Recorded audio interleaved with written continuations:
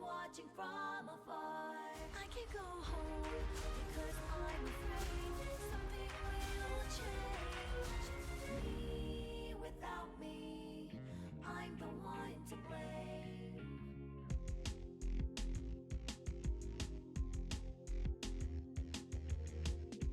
I moved on by my own will. I had nothing else I wanted to do. Was it hard? But I didn't hate it. I did not even like it. I've been patient, but it was bearable. I've had the gray haze for a long time though. I never found out what it was. It's my stress, that's for sure. I never wanted to run away. I was very motivated. Then what is this feeling? Who would I ask? I've been patient, but it was bearable. I've had the gray haze for a long time though. I never found out what it was. I taste like vegetables I don't like. The town inside me and everyone's voice. Only I'm not there, just watching from afar. I can go home, cause I'm afraid something will change. Me without me, I'm the one to blame.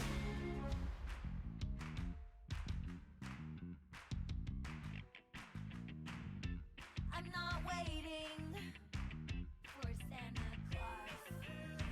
I already have the gifts, just can't open the box. I know all about it, no one can solve it unless I decide to do something about it. It's not even a case. I've been patient, but it was bearable. I've had the gray haze for a long time though. I never found out what it was. I hate the alarm clock I chose. The town inside me and everyone's voice. Only I'm not there, just watching from afar. I can go home because I'm afraid something will change. Me without me, I'm the one to blame.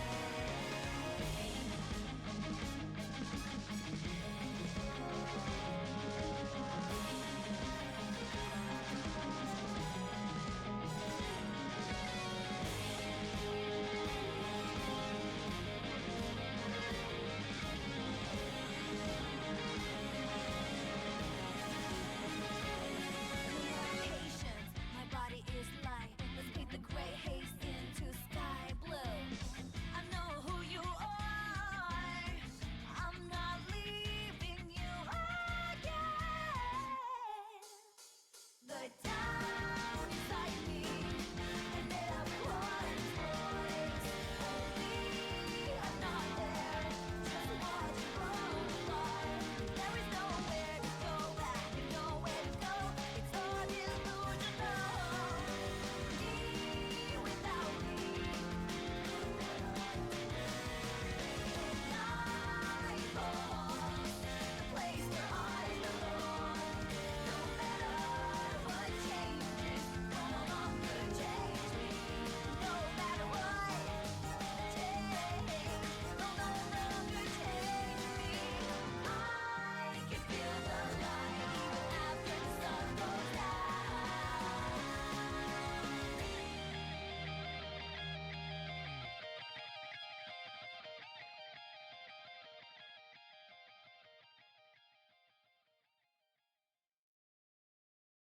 Stay away, don't try to read my feelings. Hate the way you try to keep believing all the shit I put you through. I'm fucking sick of me with you. Don't come close for any fucking reason. Don't you know I'm tired of you dealing with all the shit I put you through. I'm fucking sick of me with you.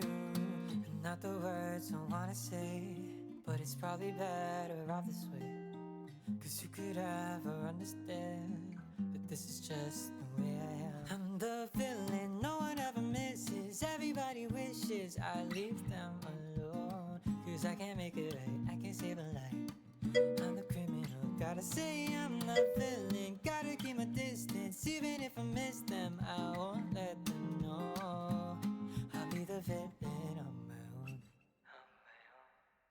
So I spend that time away from everybody in my life. I'd hate for anybody to think I just need someone's help when I can't be with someone else. Cause anyone that's ever been around me wishes they could just forget about me. All I do is hurt my friends and hope they won't come back again. When all I want's to be with them. I'm only human in the end. But I won't try to make them stay. They probably leave me anyway. Cause I'm the villain no one ever misses. Everybody wishes I leave them alone. Cause I can't make it right, I can save a life. I'm the criminal, gotta say Nopty! Hi Nopty. Hi Spoon. Hi Spoon. Hi Nopty. Hey, I'm not decent yet. Give me a second. I'll be the villain on my own. Don't say that you see the good in me. Don't say that you see I know I said that, and then I switched to the scene where you can see me and stuff. But like, hi! The sword was my personality. Now it's gone. Well, it posted, but formatting is whack, and it doesn't include the reply. Yeah, it doesn't have replies from what I noticed. Like, you have to do manual replies. I did that yesterday. Everybody wishes I leave them alone. Cause I can make it right, I can save a life. There we go. Okay, that should be better.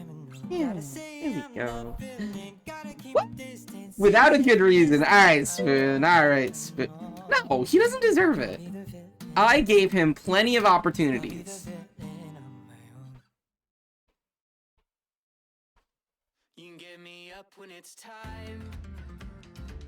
I asked Spoon to state an objective fact. He didn't even choose Nopty's side. He didn't even choose to lie to me. He chose just to ignore us. To ignore both of us. Can you believe this shit?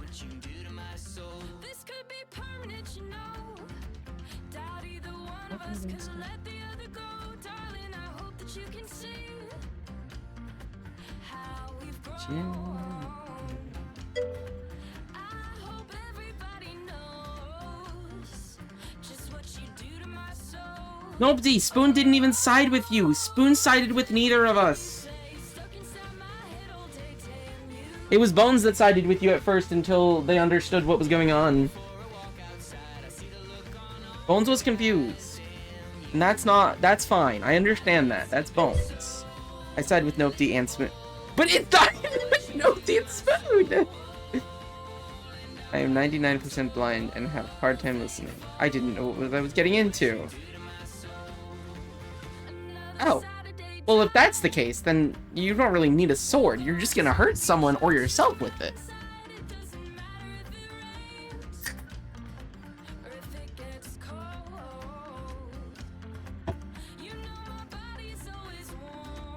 Am I?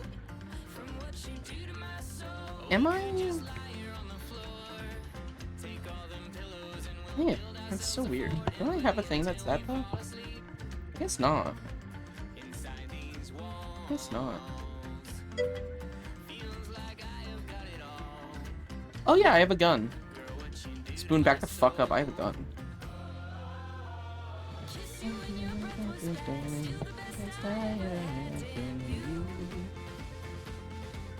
Oh my god, what am I gonna do with this gun? It's so funny.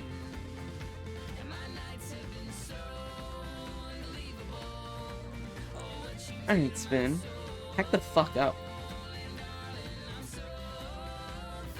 So yeah, lesbians. I have nothing to lose, Fire. Shoot the gun.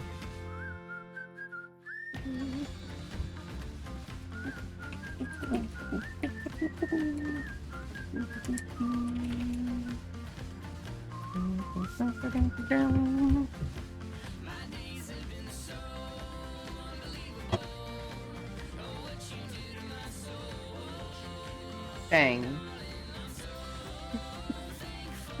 I did it.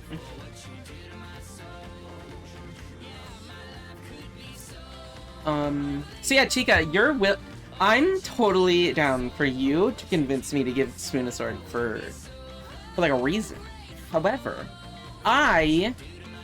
so Chica, here's the thing. I even tried bribing Spoon. That's the thing. I tried bribing Spoon to be on my side. And what did Spoon do? Ignore me.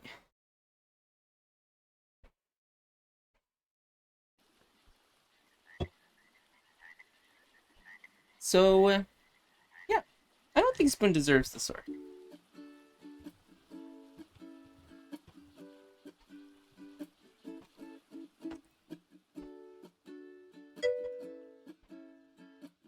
True. That's true, Nopty. You're right. Message deleted. Oh my god. It's deleted indeed. Does it even look like that anymore? Like, I don't even know what it looks like on mine. How are ya? Toasty! Hi, Toasty!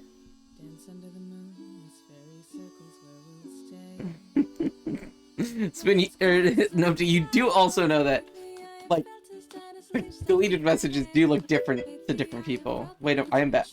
Spoon, it was a 1-second timeout for memes. It was 1 second.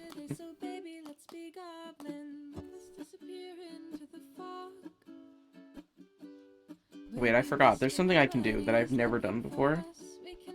Can I do it from here? Oh, I can. Yeah.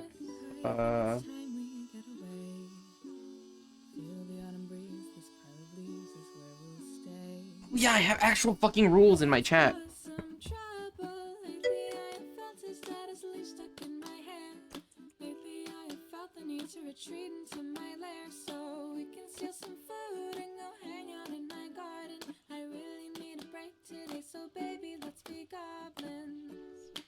There we go. Can I lurk while I look at Duino mods? I don't know what Duino is. What is Duino? Death with no options.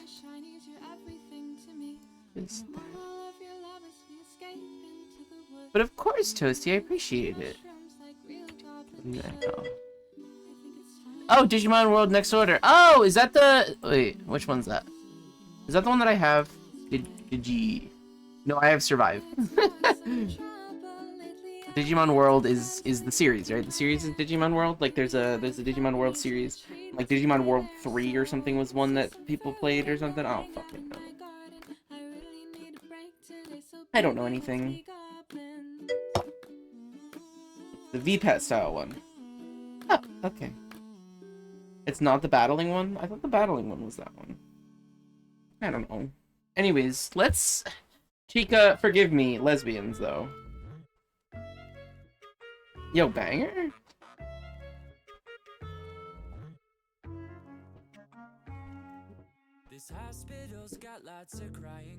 Oh.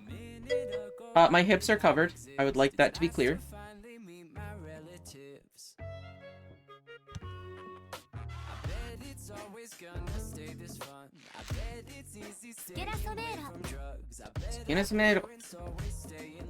Ooh. Now we feel safe. Okay, I'll put the guns down, don't worry. Okay, okay. Are we ready for lesbians? Yeah, but it gets real confusing in the States. Because they used to just call Digimon games Digimon World. Like Digimon Story games on DS got changed to Digimon World, and we didn't get a story title that was titled appropriately until Cyber Sleuth. Yo, I played some of Cyber Sleuth. I liked it, for the most part. I have ADHD, though. Games. I assume it's gonna be in 1080. That's not. Okay. Are you fucking serious right now? How fucking dare you? Whatever. I can't believe they would put a game in 720. It's not full screen. I don't know Japanese. Hey, I don't know Japanese.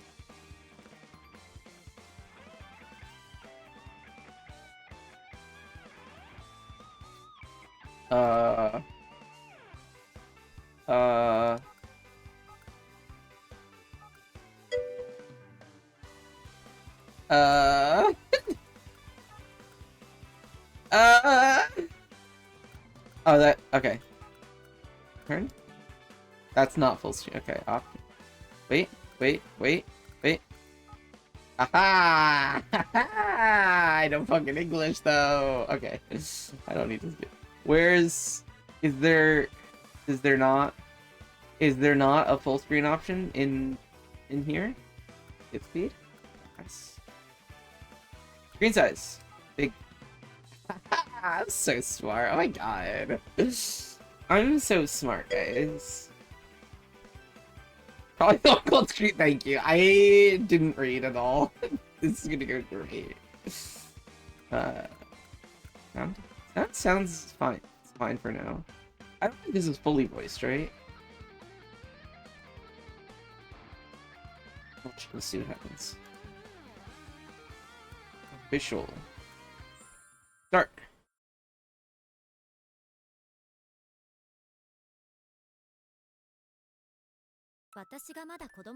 Ah, perfect. Oh no, that's okay. Okay, I don't speak Japanese. I pressed escape, and it. How do I? Where's the menu? How do I open the menu? Because it's not escape. Escape minimizes the game. Auto. Quick save. Wait, oh, there it is. That's so fucking weird. I don't think. Oh. Where's phone? Oh. I assume that's just gonna. Right? Does this game have controller support? Does not appear to be so. Okay. Switches to English. Aha! Now I can read. Seems to be illiterate. I say I have nothing to. Yeah, I kind of do. Actually, let's. My brain's not gonna work if I do it that way. I might need that. Is that gonna work? That can work. A tale of romance that enthralled and excited. I didn't read the first part. There was a story I was enamored with as a child. A tale of romance that enthralled and excited.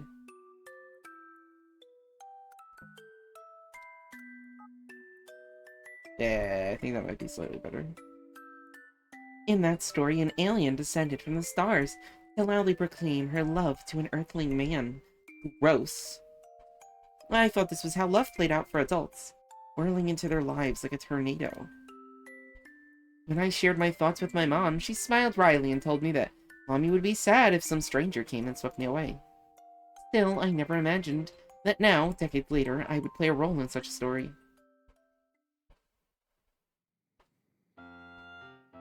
The man drew his sword and fixed me with his steely gaze.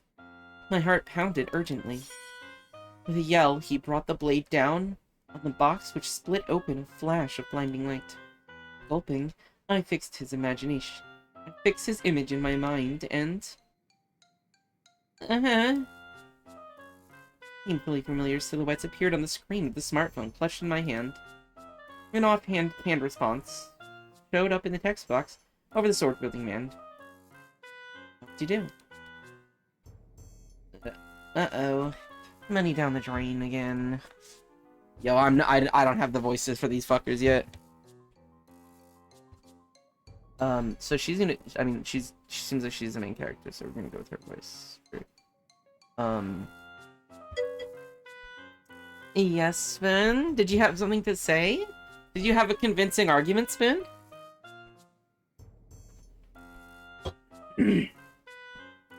Why do I get everyone except Kohei-kun? In the mobile game Swordsman for Sale, known to its fans by the short in Japanese, Kensho, you collect famous swordsmen from history and put together the strongest team of sellswords. Hey, is there a better... Can I... Why is there no... I need bigger text? I'm blind. I am blind. No, but I want to say that I like mommies. You do? Oh my god, Spoon! Oh my god, Chica, did you know that Spoon likes mommies? Who knew? My husbando was Akiyama Kohei-kun, and he was set up as an SR in the most recent limited time gacha campaign. The words 30 minutes to go were splashed across the screen, urging me to try just one more pull. The drop rates in this game are way too harsh. Oh, look, you got Hazukun's SR. Like I said, everyone else. Right, my husbando still hasn't come home. Of course, I had his rares, but still. Which is why today was the day. Although it didn't seem like that for my longtime friend Chino. She'd been nonchalantly drinking her tea the whole time. Ugh, she was only so relaxed because neither of her favorite pairing were in the pool this time. Wasn't that, like, your 5th Hazo SR? You can make a full baseball team of Hazos. Why would I make a team without my husbando? A single-player experience is more than enough for me. I mean, I had even one of him. Gulping down a mouthful of my coffee, which was the price of 2 gacha pulls, I heaved a deep sigh. I think if I'd spent that money on gacha instead, I'd have Kohikun by now. It's really good. The cool rim of the copper mug seemed to have cooled me down too. I was converting everything around me into gacha currency. If I sold the outfit I was wearing right now, that could be 10 consecutive pulls. Oh, how much did you put in this time? Huh? My thoughts, which had been drifting to Gachaland, were pulled back to earth by Shino's words.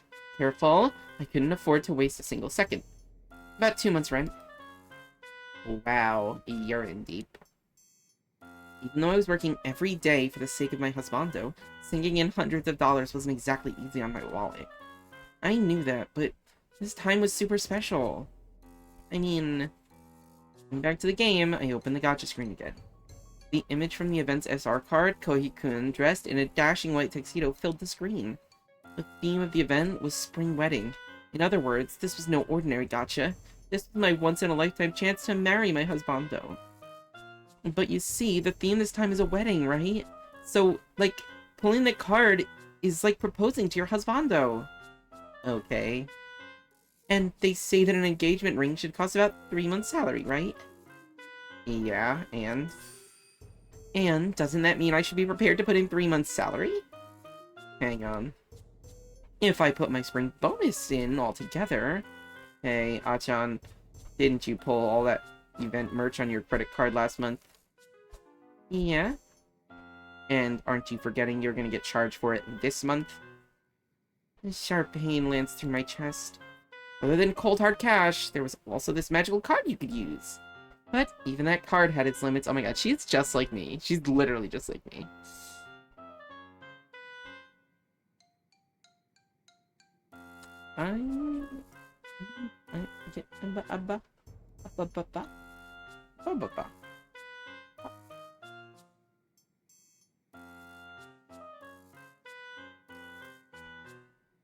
In other words, this was my last chance. If this fails, there's always the money for my utilities bill. Achan. No, it's not fair on him to think about failure. I must always keep victory in mind, and love for my husbando. Thank you, Spoon. I appreciate it. I'll put all of my power into this one shot. No, this one tap. Please, bring my husbando home. Achan. Just as I was about to jab my trembling finger onto the screen, I heard a small voice. Oh, got it. At the same time, a cheer went up.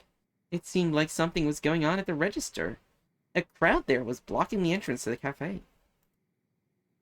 With my finger still hovering in midair, I looked over in that direction. What's going on? No idea. Vaguely curious, I stood up to get a better look. I could see a girl in the middle of the crowd. The girl glanced at me before turning her gaze back to the register. Mind if I go take a look? Sure, go ahead. I'll be right back. I get up from my seat.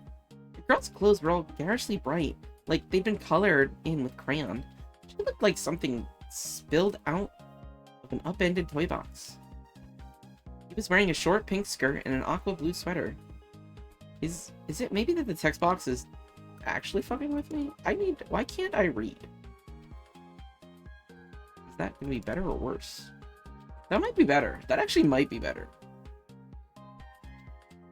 When I got up close to her, her sparkling expression was almost blinding. Yay, thanks so much! Yo, her voice is what I should be using right now. That's the voice. Yay, thanks so much! The girl looked as triumphant as the store clerk handed her a ticket along with a congratulations. Looking closer, I saw a panel beside the register advertising the chance to enter some kind of lottery with your purchase.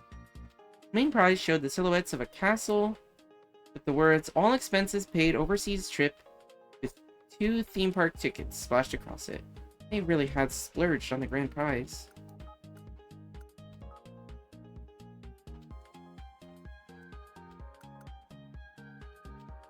Alright, that might be better now.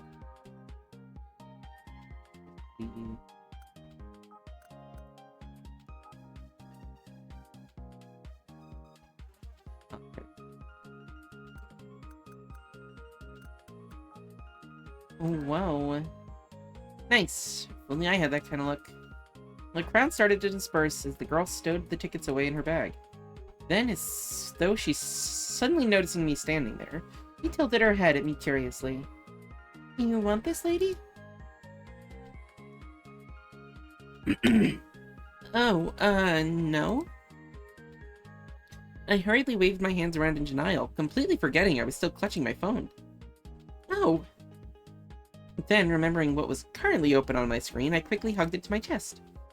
But I was too late. After staring intently at the screen for a moment, the girl raised her head to look at me. "That's like one of those games, right? Like a gacha game? Huh?" Yo, she's fucking Valley Girl. Holy shit. Never mind. Never mind. How did this clearly trendy and popular girl know that nerdy word? Yeah, it is. My friends are like always asking me to pull for them or whatever, since I have such good luck. She explained to me, clearly reading my thoughts in my puzzled expression. Oh, right, I see. The girl beamed up at me, her eyes wide and rolling round like a little forest creature. A pink gloss shone seductively on her lips. "Want me to give it a try for you too, lady?" Hang on. She reached out her hand towards me. I instinctively pulled back. But that just made her stretch forward even further, looking a little offended. "I don't even know you." "Oh, come on. You just saw me win that prize." "But it's not... Oh, let me just give it one go." My entire future rests on that one go.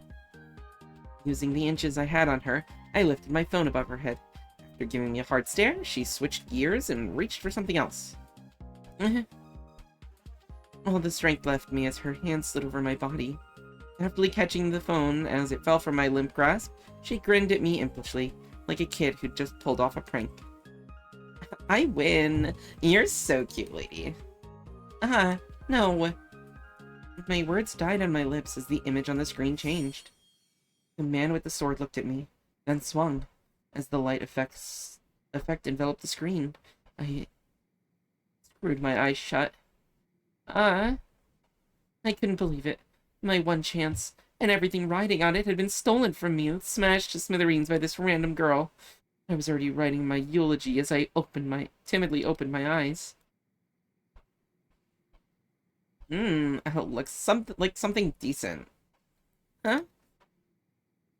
And there, in the girl's hand, standing in front of a bright chapel, was a softly smiling man in a tuxedo. Tousled dark brown hair, a sweet smile, short sword at his hip, and the proposal. "You must be quite the dilettante. Looking to exchange vows with an old codger like me. Are you sure?" Kohi-kun chuckled good-naturedly, looking a little bashful.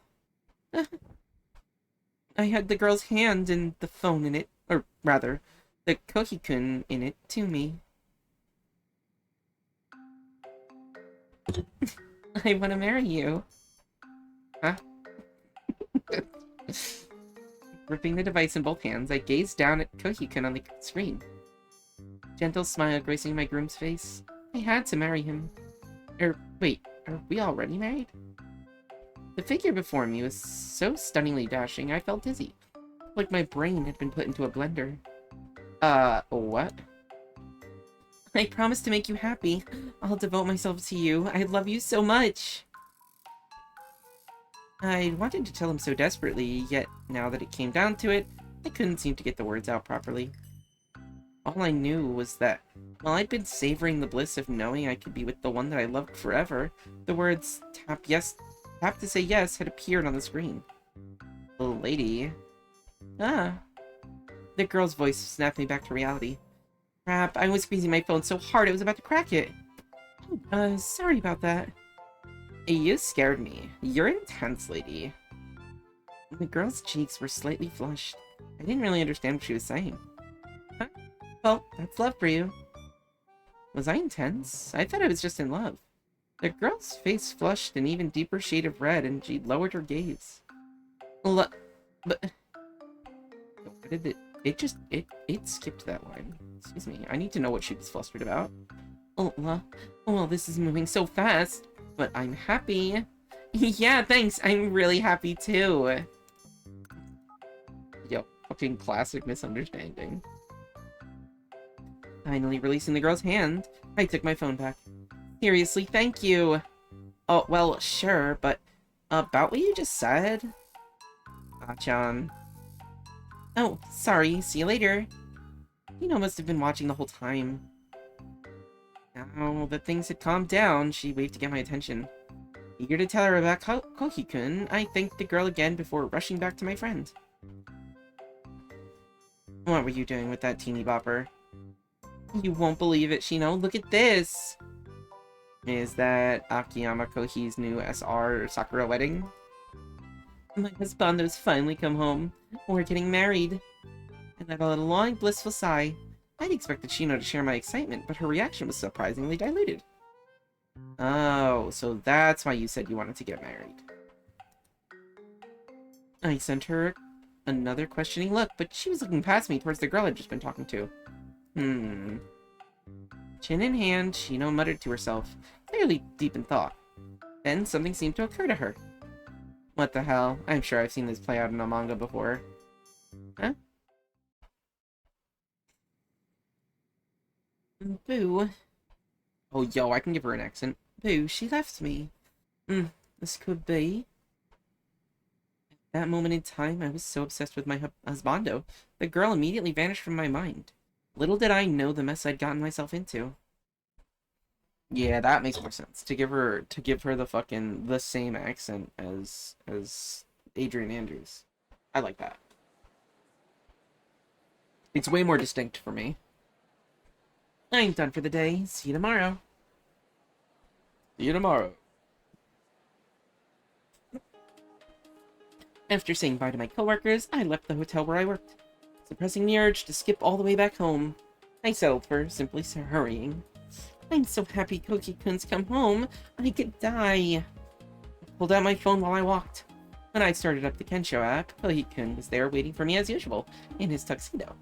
The top page text that accompanied him made my heart flutter every time. I love you. Savoring that joy, I knew that my life would be a breeze from here on out. Or so I thought. Hey, lady. Long time no see. The moment I heard that voice, I was struck by a shock. So, you do work at the Imperial Also Hotel, huh? I looked back over my shoulder. Standing there was this girl I met yesterday at the cafe. Her eyes shining even brighter than they had back then. What? Did you forget your fiancé's face? Huh? For a moment, I couldn't believe what I was hearing. Hey, fiancé? You proposed to me, remember? And then you, ran off. Proposed? That was even more unbelievable. What was she talking about? Seemingly oblivious to my confusion, the girl continued sulkily. It's a good job I had your business card. My... what? Hold up just a second. Couldn't wrap my head around what was happening. First things first, I had to get her off me. Grabbing her by the wrists, I peeled her off me. Thankfully, she stepped back. Oh, my bad. I don't even know who you are. I'm Ren. Ren Furitachi. Furitachi-san, is it? Oh, wait, what are you doing here? Although my workplace wasn't too far from where we met the other day in Shicho, it was too much of a coincidence to just bump into each other here. The girl answered my suspicious questions nonchalantly. we're getting married, aren't we? So I, like, looked at your business card and came to meet you after work. You have my business card? Yep, yeah. My eye twitched as I looked down at the card she'd pulled out of her bag. Name and logo of the hotel I worked at were stamped in gold glint onto the card. You dropped it at the cafe, remember? Right. Now that she mentions it, I did remember I'd slipped some cards into my phone case when I went to some exhibition or other. I guess one could have fallen out. Well, it was quite the coincidence. Hey, so mind if I call you Akira? Moritachi-san called me by the name on the card like we were old friends, and she was saying we were going to get married? That was impossible. Oh wait, what's this about getting married? I was shook too, but I never had such an intense proposal. But you're, like, so pretty, I figured YOLO. How would she think I'd propose to her? And then I remembered. I want to marry you. What? I promise to make you happy. I'll devote myself to you. I love you so much. Heidi.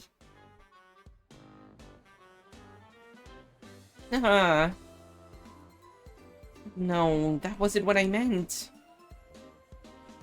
Those words had been meant for Chloe-kun, not her. What wasn't?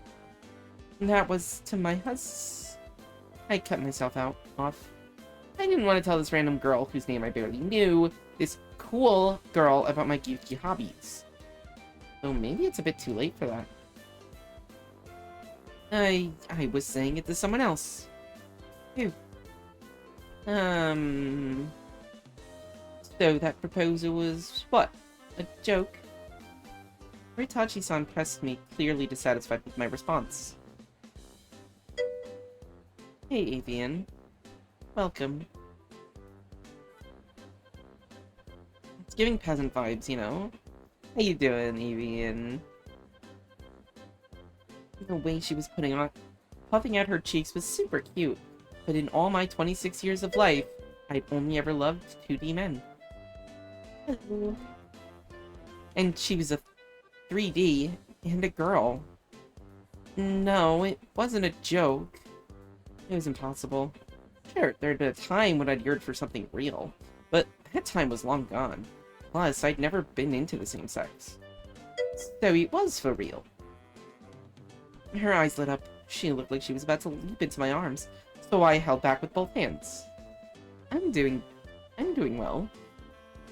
Lesbians. I love lesbians.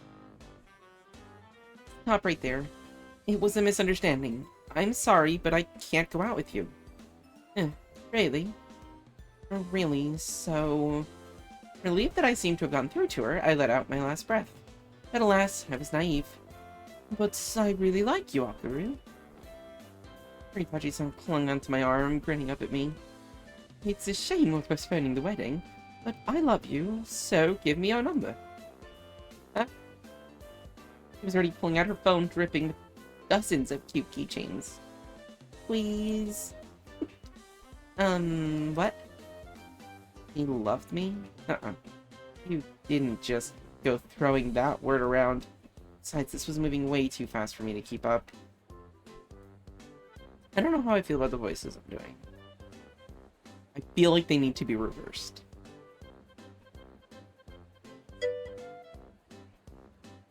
Friend seems like the type to get what she wanted. Yeah, so fucking true.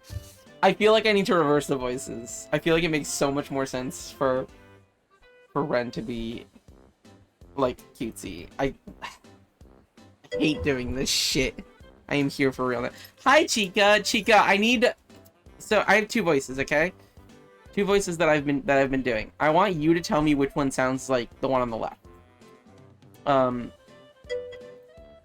you ready, Chica? Are you ready to decide for me which voice goes to which character?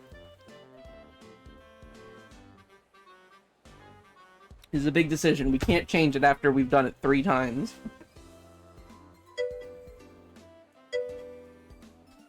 So, this is obviously the voice that I was using as well. So this voice is just normally a voice, right? So which one does this go to? The one on the left and the one on the right? And of course, we have this other voice. The second voice, which goes to one of the other two. I think you pretty much know which one it goes to. So if you could just let me know. You didn't ask me, but first on the left. Yeah, I know. Obviously. Like I said, I probably should switch the voices up. First one for the left, second for the right. That's true. I usually do pick a voice with the first character I see, and then realize how bad it is afterwards. Alright. I guess we're switching it up then. Let's fucking go. I guess I don't even need the accent if I'm... Because, like, we could do this one as well. I mean, what about this one, Chica? Do you think this one works for the one on the right, or do you want the one with the accent? Avian, what about you? Which one do you think? The one with the accent or the one without the accent? It doesn't help if you don't quit. That works. I don't know which one's better, though. It works, but is it better?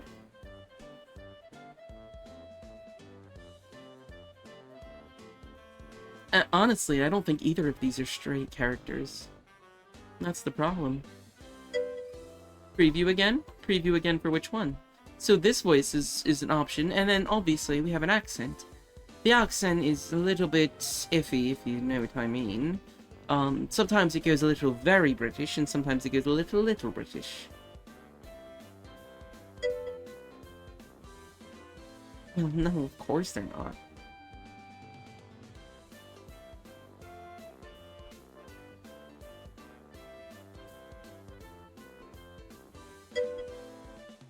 Quasi-British accent for the win. Alright, we can continue with the quasi-British accent. I do want you to know that whichever voice we give the one on the right is the voice that I have to do for most of the shit. It will be the inner monologue as well.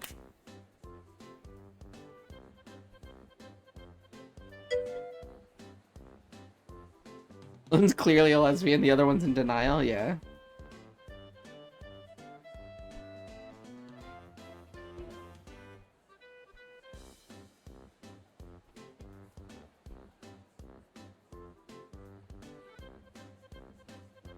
But all right, we'll be fake British for most of the game then, I guess. She loves me. No, you didn't just go throwing that word around. Besides, this is moving way too fast for me to keep up. Oh, all young people these days is pushing. This girl was crazy intense. I want that. Yeah. True. This girl was crazy intense, like some kind of alien from outer space. Sure, I had wanted to thank her, but never in a million years had I expected her to come to my workplace and demand my number. Come on, give me your number! She opened up her messaging app and looked at me expectantly. What's the problem? Being around me might work in your favor. I'm pretty lucky. Well, honestly, that was a pretty inviting proposition. Scoring tickets to live shows, gotcha, and Otaka's events. Life was all about luck, and I'd already seen with my own eyes just how lucky this girl could be. Come on, give me your number! I mean, Avian, you can always clip it, and then we can always extract the audio. But yeah. Come on! Give me your number! There you go. Now you get multiple clips to, or multiple chances to clip it.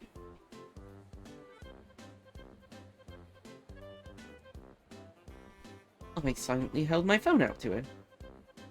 It was a transaction, a business arrangement to protect my life with my husbando. To deepen our love. Thanks. I'll text you, Kuru. And that's how Kuru Hayahoshi met Ren Furutachi. Or rather, how the universe threw them together.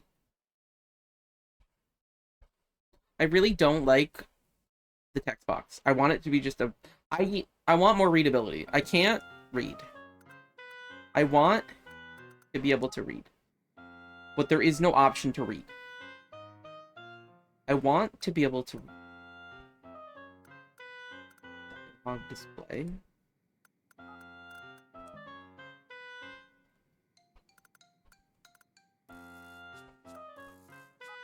I'm confused. I don't know what that does. Dialogue display. Oh, no, I do want that. Maybe? Maybe. I don't understand. I'm gonna see if there's like a mod that increases readability.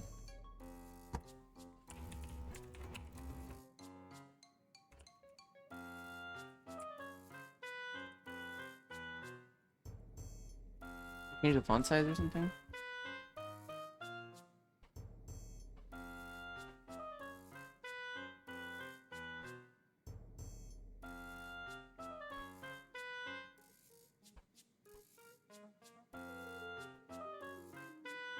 It doesn't look like I can. Text. Text size.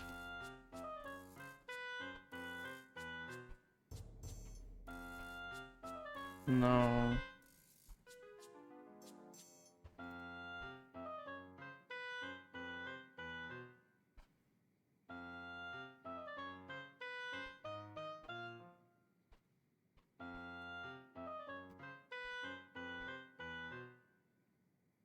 I hate it.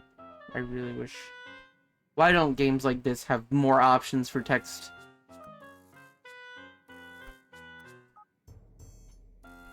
Is this... Like, the text, the window is also, like... And that clipping system is so bodgy. Oof. Yeah, are you on mobile?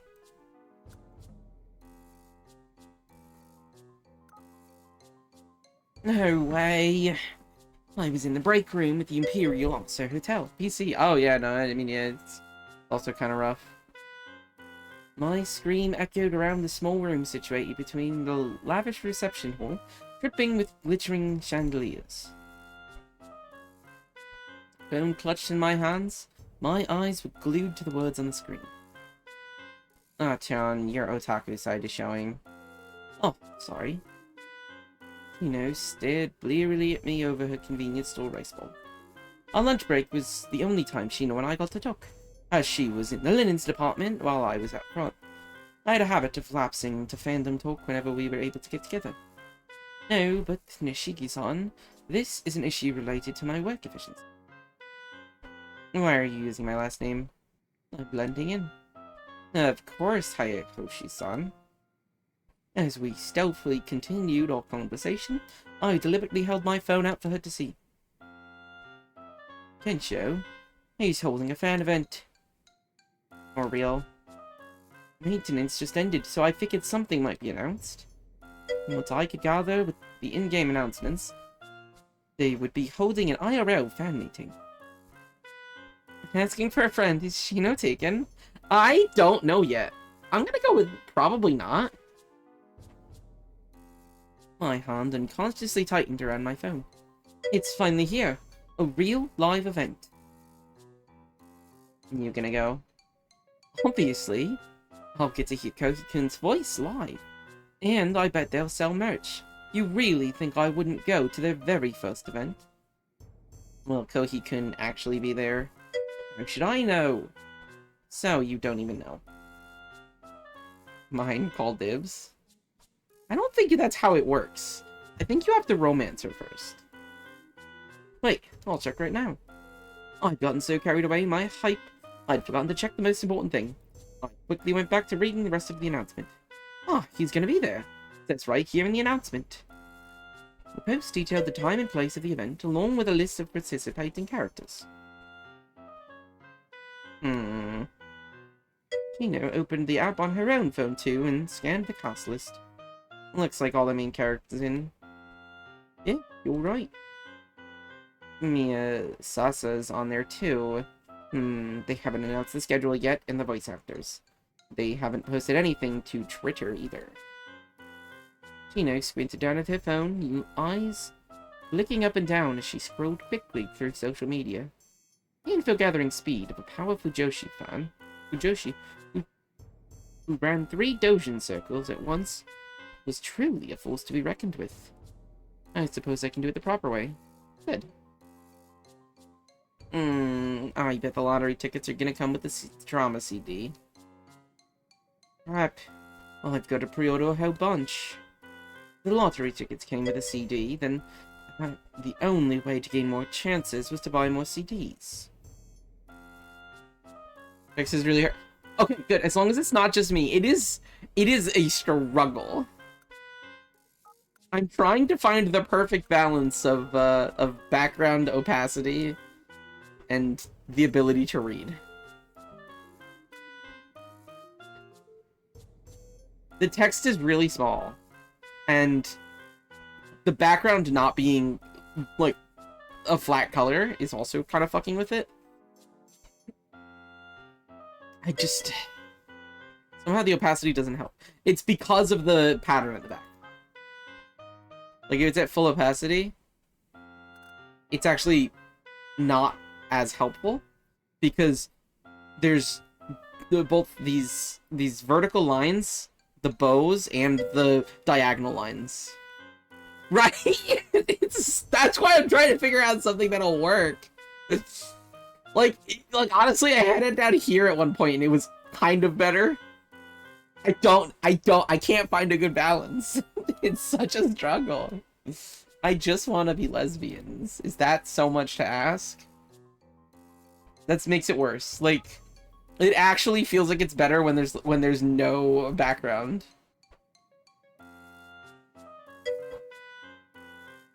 Right? As long as I'm not the only fucking one. I'm glad that I'm not going insane, and I'm correct that it is just bad. Who knows who could read the best?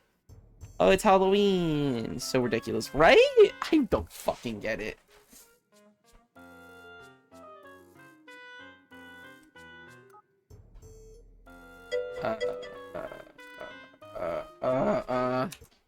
I don't understand the buttons of this game. Save. Save. Save.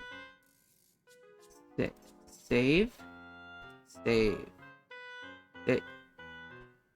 Save. Save. I don't know how this game works. Quit? Is quit gonna... Oh, am I not clicked into the game or something? Hello? Hello? Game?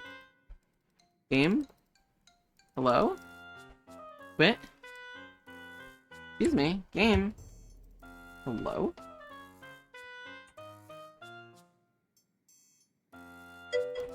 Hello? What? Hi, fish! Fish! Help! Help!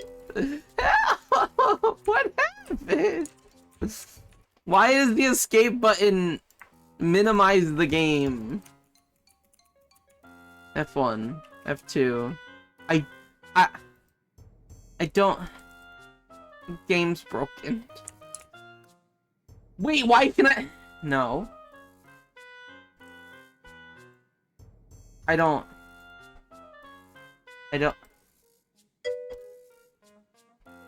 But I can close the game! Apparently I can close the game by Alt F4ing. Alt F4 doesn't even close the game, it brings up this menu. And I press no, and then nothing else works. Yes. I don't fucking understand. Why? I just want to be lesbians. I just want to be lesbians. Alright, let's go here for a minute. Let's just go here for a bit. Can I just press play?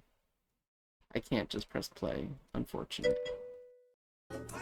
No lesbian. I just want lesbians.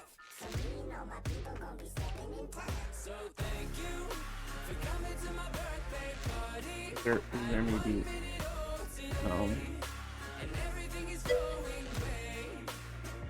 I just want lesbians. Lesbians, the greatest. It is such a tragedy. Are we gonna have to find different lesbians? I mean, honestly, I couldn't read. I do really like Bren though. She's so cute and I wanna be her. Visual novel. LGB. Okay. Okay. Yo, does this game have lesbians? I don't know if this game has lesbians.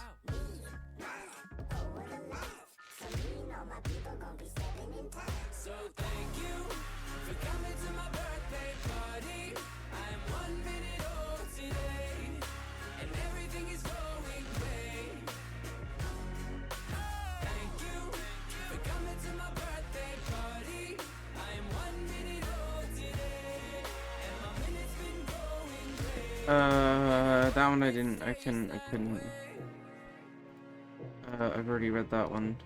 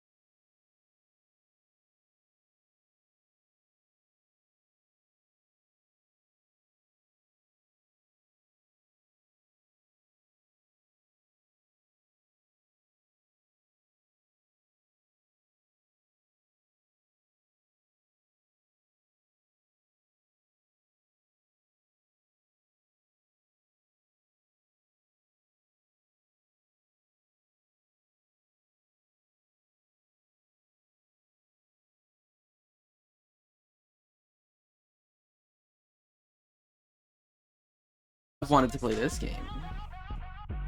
Maybe we play this finally. Like it has like it's like more than just a visual novel. It's like it's like a game. I never closed Spotify and thought I was listening to it. That's honestly fair.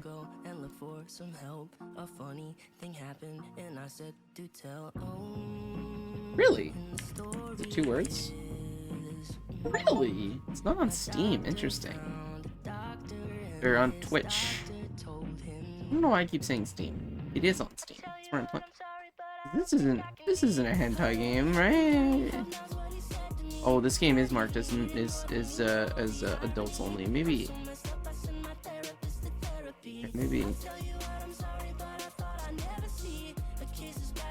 Oh, this is a sex game, apparently. Okay, never mind. We're not doing that. I'm glad that I'm looking at things before I'm just doing it. It's okay, it's okay. We'll be fine. We'll be fine. Nothing is going to go wrong this stream. I swear.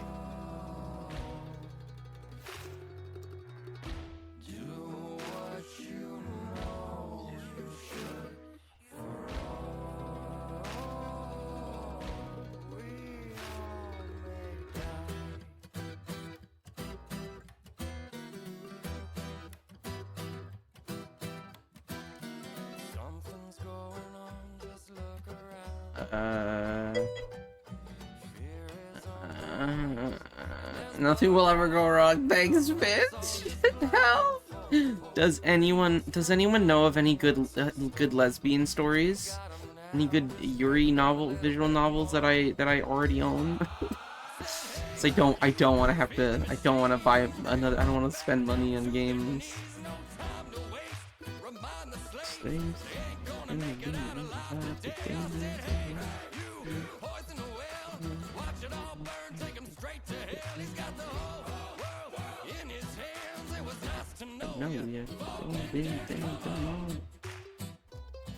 Or if you know a really good Yuri visual novel, I would be willing to spend money if it's cheap.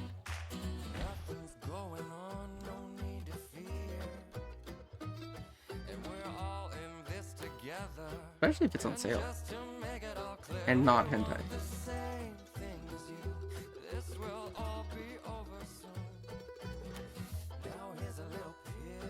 Subgenres.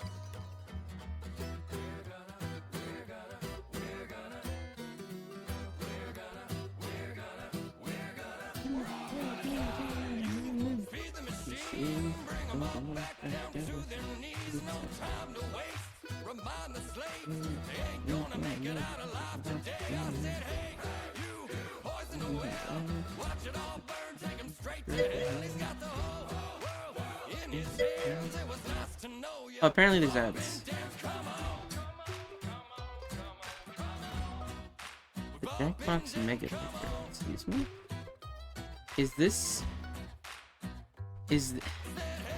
The Jackbox Mega Picker is a game launcher for all of your Jackbox games. This free bit of software will allow you to launch all owned games from one convenient location. This means you will no longer need to switch between party packs to start playing the games you love most. Oh shit, yo, that's actually pretty good. Alright, now let me go back to what I was actually doing. Femboy Aim Trainer. Excuse me? Huh. Huh.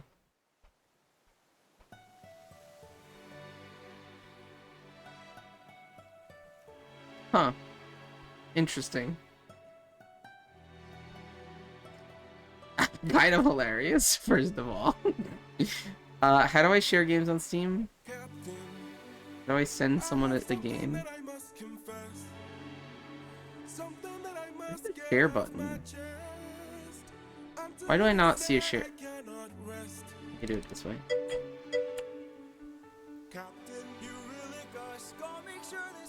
Yo, banger. Neat. Yeah, like, Lou just told me to download Aim Labs recently. And this is basically just Aim Labs, but, like, literally, I'm sending it to her.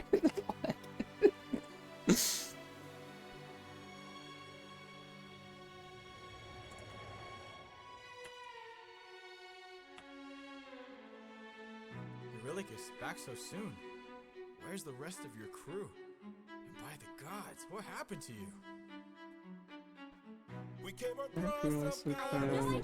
True. It's a game called Femboy Aim Trainer, and it's literally an aim trainer for like FPS games, but it has naked femboys. Let's get up and replace the variety of foes from wild places, gods, monsters, evil, and lost. People weak for this. This doesn't look this. You're weak. Power like this. What? She had us That's just just 2 words. Come inside. Damn. Welcome to the best of your life. Go ahead and listen to your life. Got you, and where is this is got you now. Only I stayed outside, but the rest went in. Take a seat. Don't leave the room, something to eat. On your crying, spent on your feet. I got you, where he says he's got you now. By the time they ate, it was far too late. For inside the meal, Come your she had cast a hands spell. and your Yes, mistakes. the squeal. They'll be the Sounds last and tales. mistakes you made. Changed them. All the highway. Yeah, I'm getting distracted. I'm not paying a property. They transformed. This is the price we pay to live. Off, man. And there's not To pigs. to forgive. I've got all the power, yeah. I've got all the power. No, I'm not a player, I'm a puppeteer. No, I don't play, I puppeteer, yeah. Have to go save them. No, we don't. Look at all We've we've lost all and we've all learned. ruined. Every single Rocky Horror Show video game. what we've earned. Think about the men we have left before they're none. Let's just cut our Oh, okay. losses, you and I, and let's run. Visual novel. I'd like to leave now. Of course I'd like to run. But I Discounted. can hardly sleep now, knowing everything we've done. Okay, that's There's no definitely life I porn. wouldn't go if it was you I had to save. I can only hope you do the same. I can hear her still. Isn't it Her fine? voice deceives. The way What if she can't be between killed? I Won't you choose to leave? Alright, we're going with the Fox game. Fuck it. If I get banned on Twitch, so fucking be it. She's a clever witch. This is the price Play. we pay to live. Game of wits. The dark of Have night to play. from above. The last evil wizard. No, I'm not a player, I'm a puppeteer. No, I don't play, I puppeteer, yeah. I've been.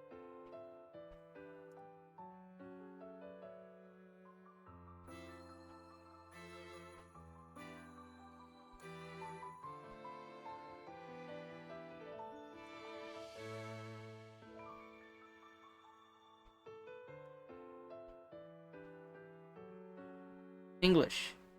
Full screen. Yep. Voice volume. Low. Well, the other volume is fine.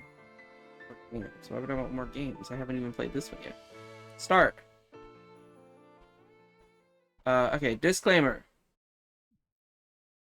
This visual... Oh, hey, can someone exclamation point CW, please? This visual novel contains fast flashing lights and images that can trigger a seizure for people with photosensitive epilepsy. If you experience lightheadedness, altered vision, twitching, disorientation, confusion, or momentary loss of awareness, please immediately stop playing and consult a doctor. This product is a work of fiction. The story, all names, characters, and events portrayed in this visual novel are fictitious. No identification with actual persons, living or deceased, places, buildings, and products is intended or should be inferred. All characters are 18 years old or older. This visual novel contains disturbing horror scenes that may be unfit for children and easily disturbed. Reader discretion advised. Thank you, Chica. Enable time choices? Sure. Yo, there's gameplay in this game? Now. Creak, creak, creak. The old floorboards are creaking over my head. Someone's walking in the attic. The thing is, there's nobody in the house but me.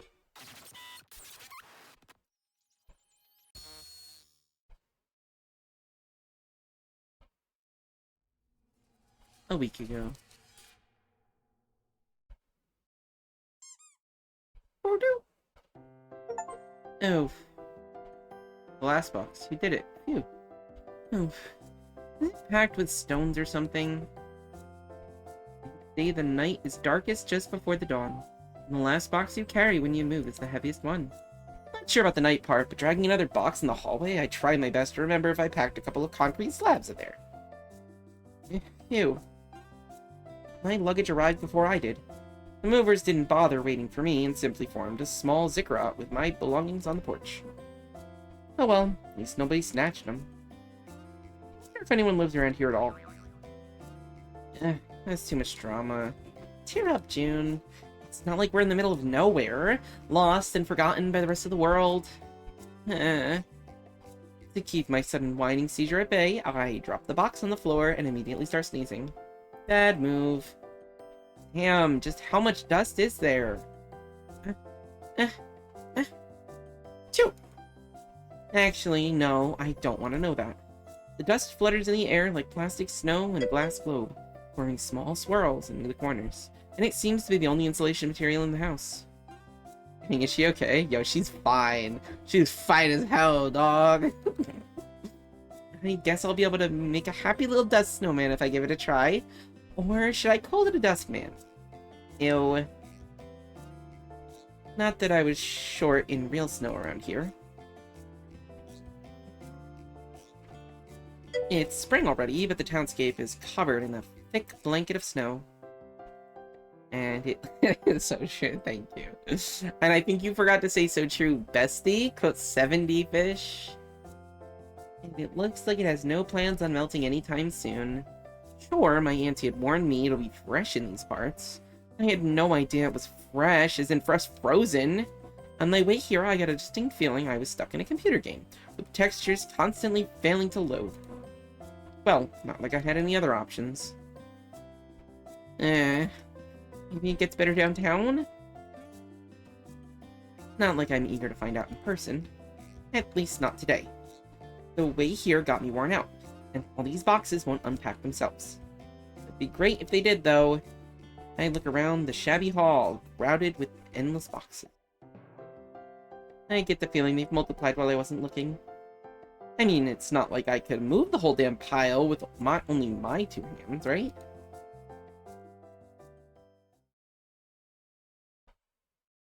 I really tried my best to focus on the positive lately. And I mostly did it good. Until this very moment. It's just like a click in my head. I suddenly realize how tired I am. It's not the long way I've made, but rather everything that happened to me recently. My legs give out. I sit down on one of the boxes and stare at nothing with empty eyes. For a while I sit without moving, but I don't feel any better. I feel like I'm drowning deeper and deeper into one of those burly snowdrifts I've seen along the road. Still, something changes. Not sure what it is, but through the sudden tide of fatigue, I feel a hint of anxiety building up.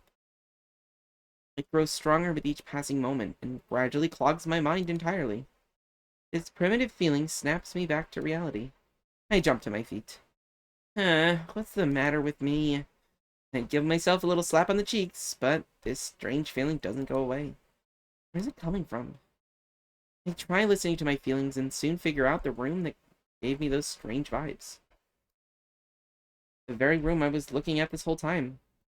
Just as I think of it, a nasty tight lump emerges in my throat. I try hard to swallow it somehow. I take a closer look at the suddenly shiver. Right in the middle of the room, on the floor covered with a thick layer of dust, there's a lonely footprint. It's a small one, but that doesn't make it any better. How did it get in here? Really, though, how? I'll just wipe the damn floor. No way! I just moved in, and what would my aunt think of me if I start by complaining about her house? No. Unexplainable phenomena are officially banned in this household. I'm getting a mop. While rubbing the floor, I naturally come up with a simple explanation. The house sits in the outskirts, of course, but it's not the only one here. I'm positive I saw a couple of houses nearby, so perhaps my neighbors have a very special sense of humor. If it really is a prank, that leaves a lot of questions.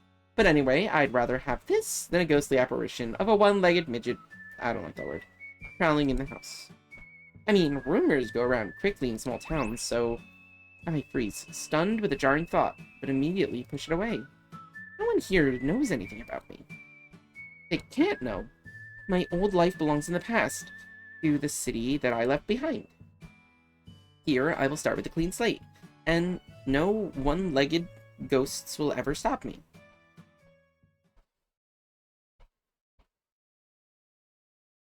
Layers of pristine dirt, both majestic and vast, finally give in under my attack. I barely keep standing on my feet, but the result is worth it. Naturally, there's nothing even vaguely edible in this house, but at least there's a heating system. I even managed to turn it on, so I can curl up on the couch with a manga book and it's almost cozy. I was dreaming of this moment all day long, but now I'm too tired to follow the story. Images blur before my eyes. I'm falling asleep. At night, I wake up a couple times feeling someone is watching me from the darkness. Morning greets me with bright white light shining in my face. I'd honestly prefer coffee in bed, but this works too, I guess. Same white light fills the entire room. Apparently, I forgot to draw the curtains in the evening. This fierce illumination makes the scene painfully real. My sleepy brain fails to track where I found myself, so I manage to freak out a tad bit before it dawns on me. I moved houses. I start recollecting the details. An army of boxes in the hallway, lines of hurtfully empty cupboards in the kitchen, and an odd footprint I found yesterday in the starting room. And also that weird dream, I guess? Or was it more like an actual feeling? No idea what it actually was, but thinking of this, I suddenly get cold under 3 blankets. Wait a sec. 3 blankets? I stare at the blankets in question. Sewn from colorful scraps, each of them is vaguely reminiscent of Frankenstein's monster. Well, at least they're warm and don't seem to have too much dust on them. But when did I manage to get them? I'm sure I got truly exhausted after cleaning the house yesterday evening. I wasn't even planning to fall asleep here. Just laid down to relax for a moment. Still, all cloth. My clothes are neatly folded and stacked flat, lying by the couch. Now, does this mean I'm... Oh. Yep, right. Oh. Like, I'm not only talking to myself, but also sleepwalking. And even sleep undressing. Now that is a combination. I mean, if I'm that active in my sleep, I could have at least drawn the curtains. What is all this that even? Nice start in the new place, huh? I do hope my neighbors haven't seen anything they weren't supposed to see. At this very moment, I hear a muffled but distinct plop. I turn my head around, trying to locate the source of the noise, but only manage to catch a small glimpse of something outside the window. Hey! Hey, stop right there! Someone was peeking at me. Can I... Do it. History. Staring right through the bare window glass. My righteous anger has no limits. I wrestle out of the blankets, about to rush after the culprit, but out in cold in my, let's say enthusiasm cools down real quickly. It's freezing here. Considering the temperature overboard, I'm no longer surprised with the miraculous manifestation of all those blankets. At this point, I probably could have dragged a bear out of the woods without regaining consciousness, just to have something warm and fluffy around. Come to think of it, bears are creepy. I wonder if there are any around here. This house sits at the very edge of the forest, after all. And chances are this could have been... No, that silhouette outside the window was clearly human. I think I've seen a flash of a bright color. Red, I guess? My unwanted guest is probably wearing a striking look. Well, this means it should be easy to track them down. But first, I should probably wear some pants. Parting with the warm couch is frustrating, but there's nothing edible in the kitchen and I have to go outside either way. I could also use this chance to meet my neighbors while being dressed. I mean, maybe their children picked this house as a playground? They could have got here while the house was abandoned, and I could let this slide. But staring into my windows won't do it all. If I was into unwanted attention from randos, I might as well have stayed back home. I'd rather not think of this. The heating system managed to shut down at night. No wonder I woke up in a freezing chamber. I fight the urge to start it again. It's probably safer to leave it be for now. I'd rather get back to a cold house than a hot pile of embers. I get ready and run out of the front door as fast as I can. Which is probably too fast. Ouch. The ground meets my butt with such a passion. They were meant to be together all along. I feel upset, cold, and progressively more wet with each passing moment. All those innocent-looking puddles I noticed on my way to the house yesterday turned into wicked ice traps overnight. Seems like I have a free pass to my personal ice rink now. How generous. Due to many a happy coincidence and plenty of exceptional agility, I managed to surviving my own backyard.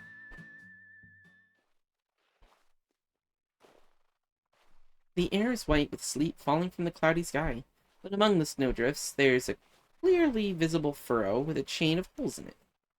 Those are definitely footprints. Aha! Got you, pervert. The pervert was probably running away, so the trail is fairly smudged. Nevertheless, I can tell they have small feet. Could this be a short person?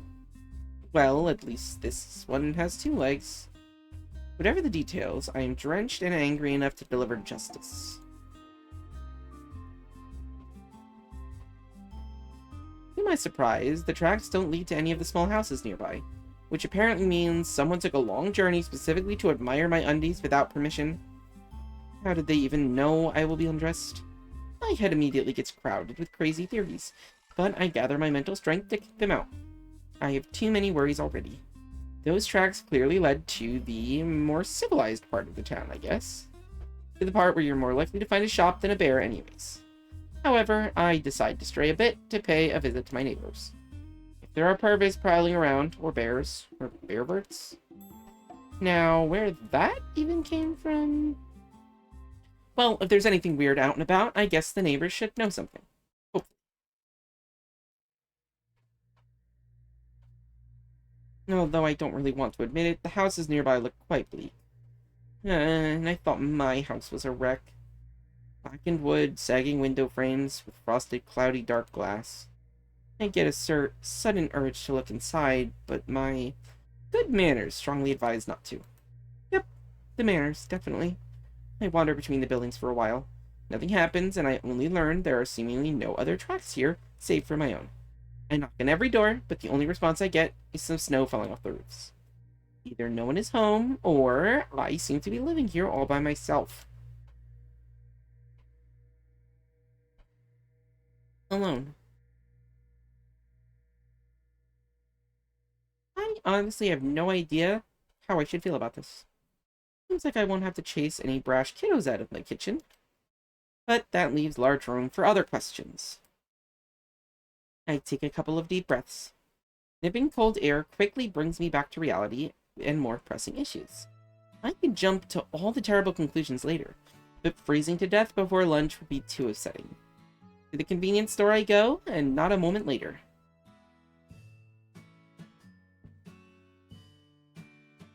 Snowfall gradually covers the evidence, but I manage to follow the footprints trail for some time. Just as I thought, the footprints become too subtle to notice on the trampled snow. As the snow coat on the road thins out, I completely lose track of them. Oh yeah? You think you managed to get away, you filthy hentai? I will make you understand the value of privacy. At least the store is just up ahead. To my relief, it looks very ordinary. I'd say that I've seen its twin right across the road from the apartment I used to rent back in the city.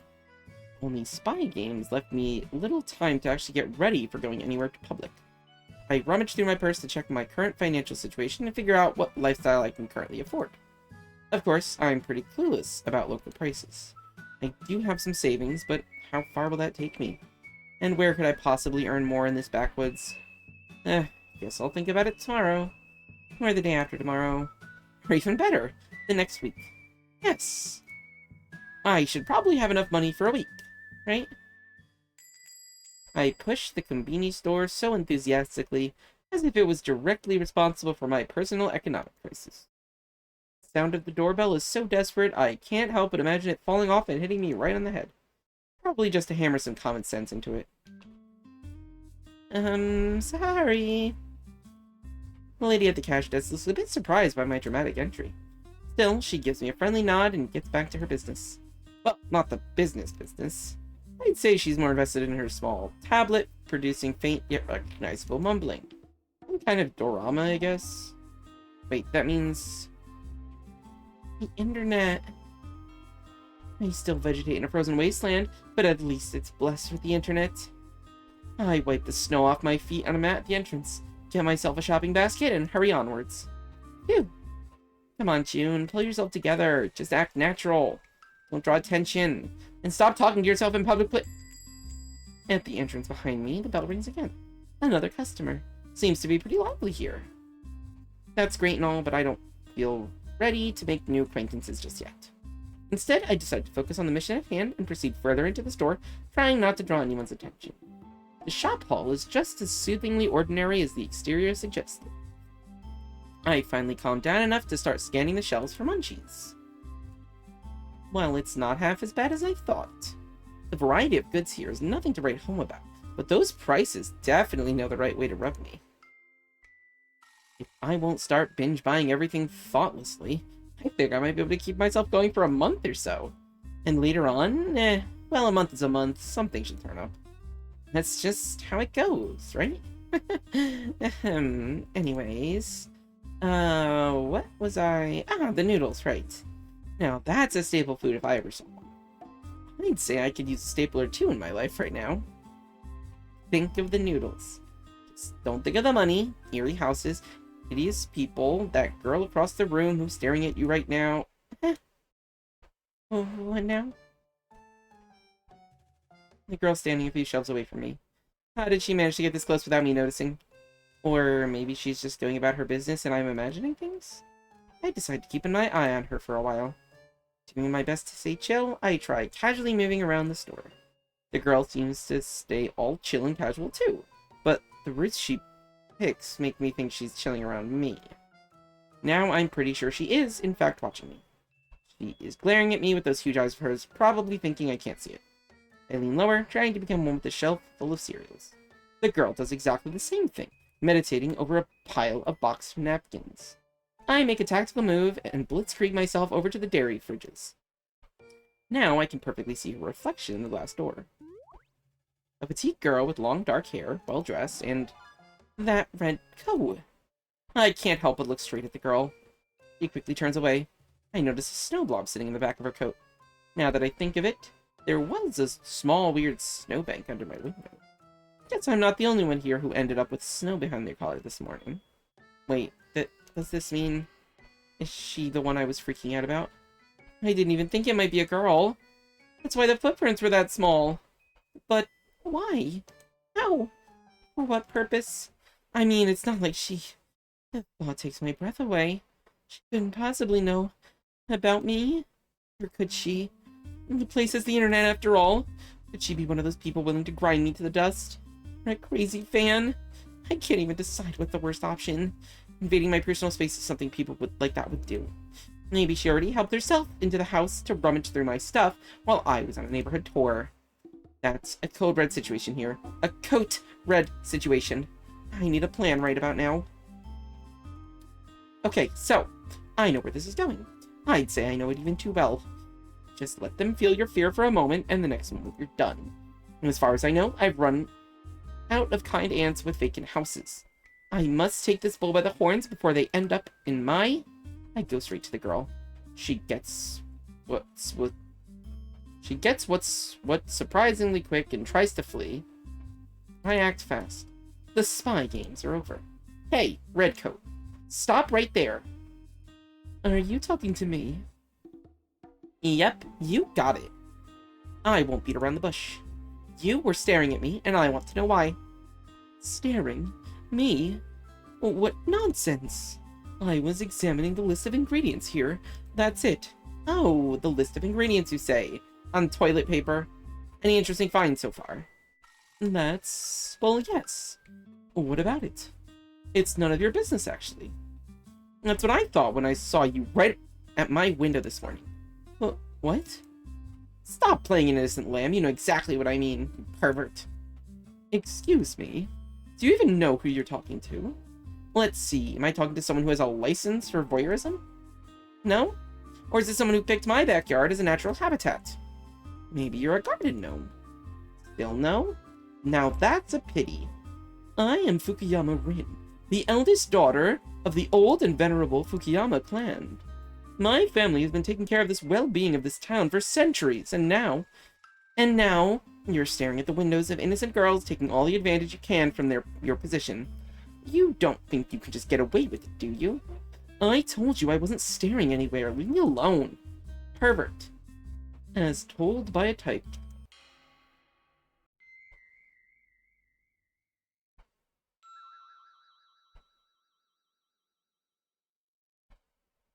We exchange exhilarating glances. Fukuyama Rin, the eldest daughter of the old and venerable clan, hurls a bundle of toilet paper into her basket. Then, with a graceful flourish of her long glossy hair, she departs in angry silence. I'm trying to come up with a suitable insult for the final chord, but nothing good comes to mind. Frankly, I'm getting a bit scared. The daughter of a respected clan, blah blah, in short, the local queen bee. And I got in a quarrel with her, literally on the second day of living here. Is there a chance she actually wasn't staring anywhere? I mean, you never know how many people stroll around the city dressed in red. Am I even sure what I've seen? Well, the answer is yes. Even if it had just been my imagination back then, I'm pretty confident about what happened now. The girl was definitely watching me. But she never said why. Maybe I should have saved the insults for later. Oh well, I've lost the chance to get the answers anyway.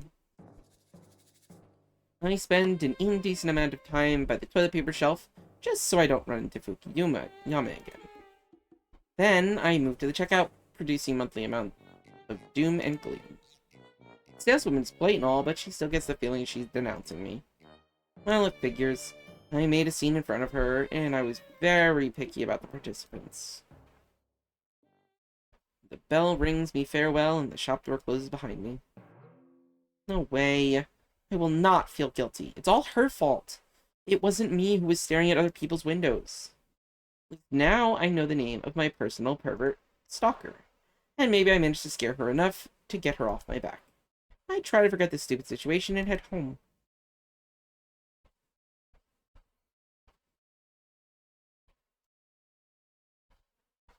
White fog. Nothing but white fog and a voice. I have found you. I finally found you. I had to keep searching for so long. But it's alright. Everything is going to be fine now. We will make everything right. And then we will be always together. Right? Yeah. I am so glad.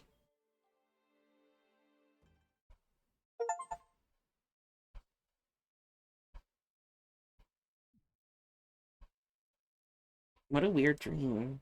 I rub my eyes and stretch. The room is filled with a grayish-white light, and I'm already used to it. This means nothing has really changed outside. I mean, just how long till the snow melts away? Almost the middle of spring already. I never thought it'd be this cold around here. Getting out of the warm bed feels like a chore, but I can't force myself to sleep again either. When I close my eyes, that weird dream comes back to my mind. I don't think this kind of stuff happens to me often. The memory of the dream seems very clear and detailed, just as if it was more of a memory than an actual dream. I pat my cheeks. Yeah, June, that's right. There's also a one-legged ghost chilling in your living room. Maybe I just got bored. This dream is the strangest thing that happened to me after that memorable encounter at the store. It seems like both the local ghosts and the local perverts got tired of me real soon. That is, if they even existed in the first place. It hasn't even been a week since I moved in, but I'm not quite sure if everything happened just as I remembered it. I'm not complaining or anything, not at all. A quiet life is just what I wanted. I just have to admit that most of the highlights of my life here happened in my imagination. Should I try drawing manga horror stories? Well, I'll have to make a living one way or another. I mean, why not? Goes something like, a lonely yet beautiful mangaka living in a savage wilderness. Bone-chilling, spine-tingling stories from a mysterious girl who... Loud noises from the outside interrupt my musings of a new and ditzying career. Oh. Now that's really strange. During my time here, I got used to a special kind of silence. In the silence, the sound of a page being turned is a deafening crash, literally. And those new sounds give me a feeling I'm missing a giant killer alien worms invasion happening at this very moment. I hurried to the window. Truck. Figures.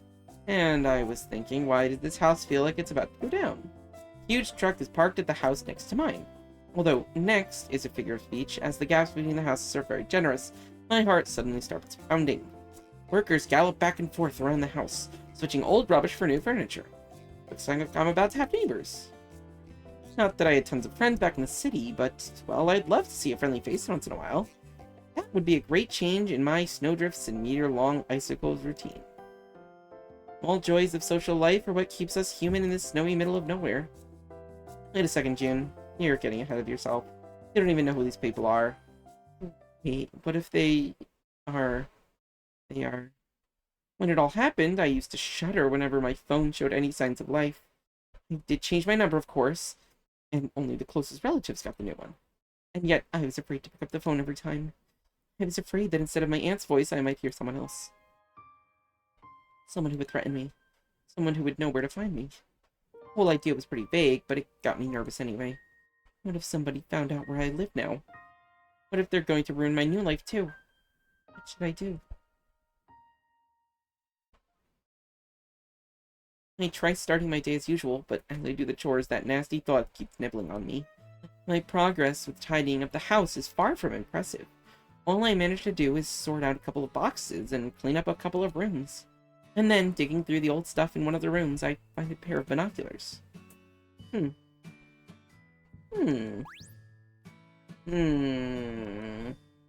I... You shouldn't. Just don't. You okay, though?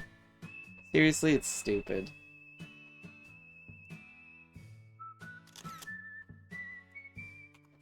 I'm guessing all of these don't matter. Are you okay, though? No, I shouldn't. Most definitely. Will I do it anyways? Absolutely. What a disgrace. I'm standing at the window on the second floor. My fingers are suddenly cold, gripping the binoculars real tight.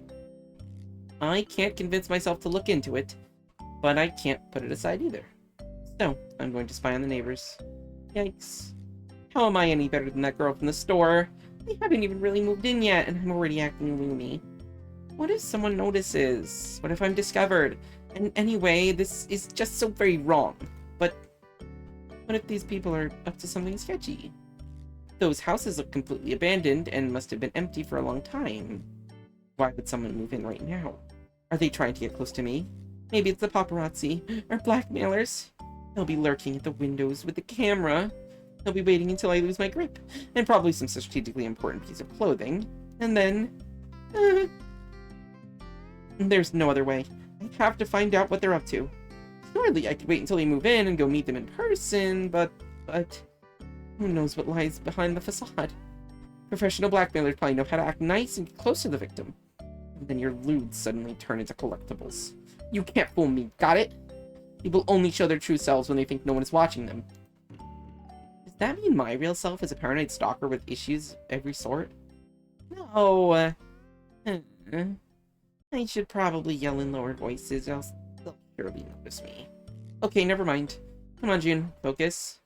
Inch for an inch. In for an inch, in for a mile, right? I'm not doing this on a hedonistic win. I'm doing this because my safety is in question. Period. I hold the binoculars even tighter and lean against the window. While I was questioning my morals and making life choices, the truck managed to leave. The night is definitely still young, but I'm pretty surprised it's here already. Gee, time sure flies when you're having a mental breakdown. The light is on in the house next door, and that works out to my advantage. Even better, my new neighbors are in no hurry to draw the curtains. At this point, I almost appreciate the cooperation. Everything's going great, except the neighbors themselves are nowhere to be seen. Damn it. I just want to get this over with. I need to make sure my new neighbors are ordinary people with no malicious intentions in mind. There's nothing wrong with that, is there? I gaze at the glowing rectangles out of the windows until I finally see a figure in one of them. It's you! It's her. Yes, that's her. There can be no doubt this is Fukuyama Rin in the flesh. The heiress of an old clan who's really fond of looking into other people's windows, and the first confirmed pervert next door in my life. I clenched to the binoculars as if glued. How did she manage to do this? Oh, right. Her family must be filthy rich by local standards. Of course she has no trouble renting or even buying a puny old wreck like this. She's definitely plotting something against me.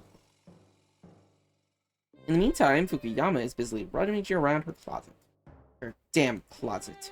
I can't believe her stuff, and she herself, has every legal right to be located in this close to me from now on. I can't get rid of her now, can I? She'll be able to stare at me out of the windows all day long. Does she think I'm her personal reality show or something? What will I do with this? I know. I'll keep the curtains shut all the time. But in this case, the house will get really creepy. I'll probably just wither here without the sunshine. Damn stalkers. What should I do? Fukuyama disappears from sight. No matter how hard I try to find the right angle, I fail to spot her. Lurking, are we? She's definitely doing creepy, pervy stuff. I mean, she's probably busy decorating a stalker room with my pictures everywhere. Or setting up cameras to spy on me night and day. Never mind, I'll figure out her cunning plan. You want war, Fukuyama? You'll get it. She might think she's got the upper hand, but she has no idea I have an ace up my sleeve. I know her weak spot. Fame is a medal with two sides. I'll keep an eye out for as long as it takes. I know for a fact she'll make a mistake at some point, and when she does, I'll take pictures. And make videos too. Yeah, you want me? Come and get me. I will get the dirt. I get my phone camera ready and wait. Time goes by, but Fukuyama still doesn't show up. My back and everything below is stiff and sore, but I'm still standing in ambush like a real hunter. Just when I start pondering if she's gone digging an underground passage or something, Fukuyama finally reappears. And she's naked. Oh, okay, there is a towel. I still see a lot more than I intended.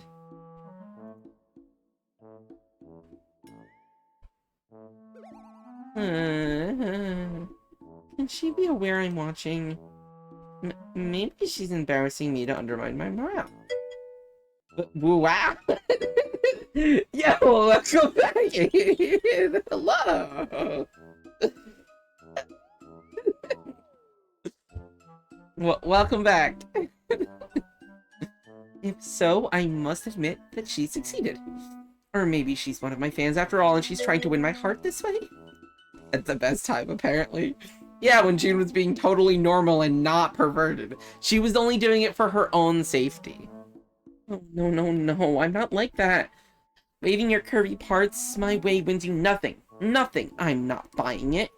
Don't even expect me to come running to your house and pounce on you in a fit of wild mind-breaking passion or something. If you seriously came up with such a thought, you've read too much manga. And not the decent type, I must say. Is Fukuyama an otaku pervert? Like, hentai and all? Yeah, I can actually read this one. I haven't even had to change anything, it just works. Like, is there even a thing in the... There is not. This also doesn't seem to have a text size, but I can actually read it. Green eyes? Oh my god, I have green eyes! Well, I mean, my eyes are hazel. They have, like, green and a bunch of other shit. But my eyes are green. I have really nice eyes. Have I ever posted a picture of my eyes?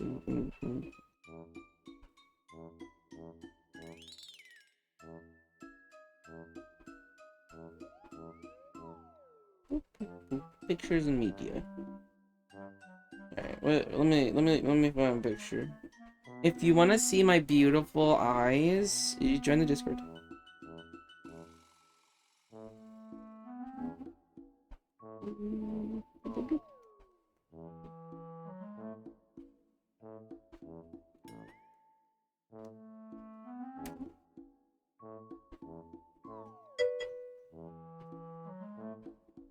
I am in your Discord. Oh, okay. Well then, yeah, I'm gonna post eyes.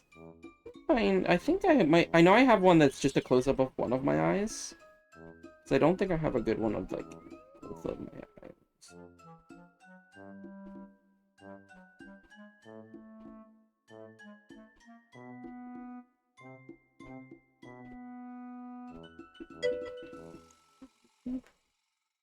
Even said hi to me. Am I so forgettable? Yeah, that's exactly it. It's definitely not that I'm just dumb as shit. There we go. Pictures and media. I don't even know when this is from. But it's a very old picture of my eye. Listen, I'm not smart. I've never claimed... Well, I mean, I am smart. Right? They're beautiful, right? Thank you.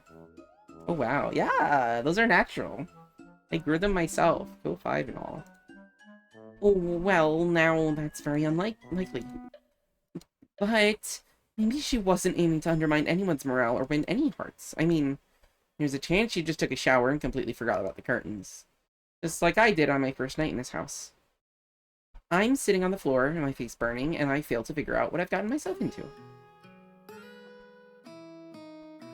Before I can convince myself to pick up the binoculars again, it gets pitch dark outside.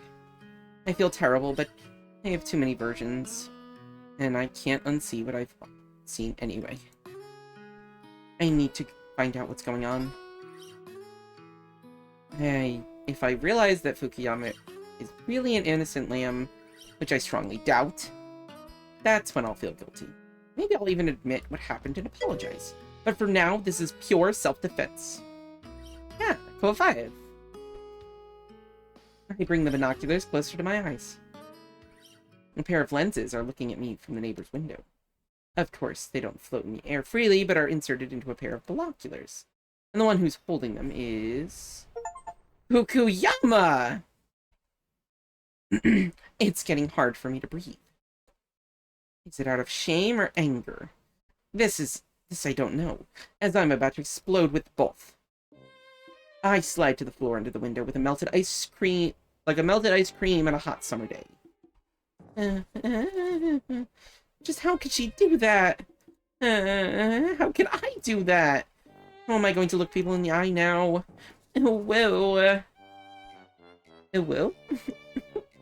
she'll probably tell everyone about what happened. Tomorrow morning, they'll be writing about it. I get lost in thought for a moment. Can a small town like this even have its own online media? Or forums, maybe. Or maybe people here are more into traditional newspapers? Like the ones actually made of paper. I grab my head. What am I thinking? Never mind. This cheeky girl won't get me confused. She was going to spy on me after all, from the very beginning. I have nothing to be ashamed of. But it's still very embarrassing. Okay, fine. Enough of this. I must go talk to her face to face. I just need to finally know what's her business with me. And I also need her to start pulling the curtains before she gets naked. Yes. Right now I'm going to... Ding dong. Someone's ringing my doorbell. I mean, pretending to be dead is always an option. No, it's not. We live in a society.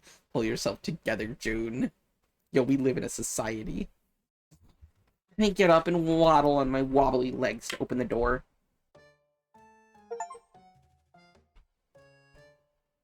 I got an achievement. We live in a society. Meet your new neighbor in person.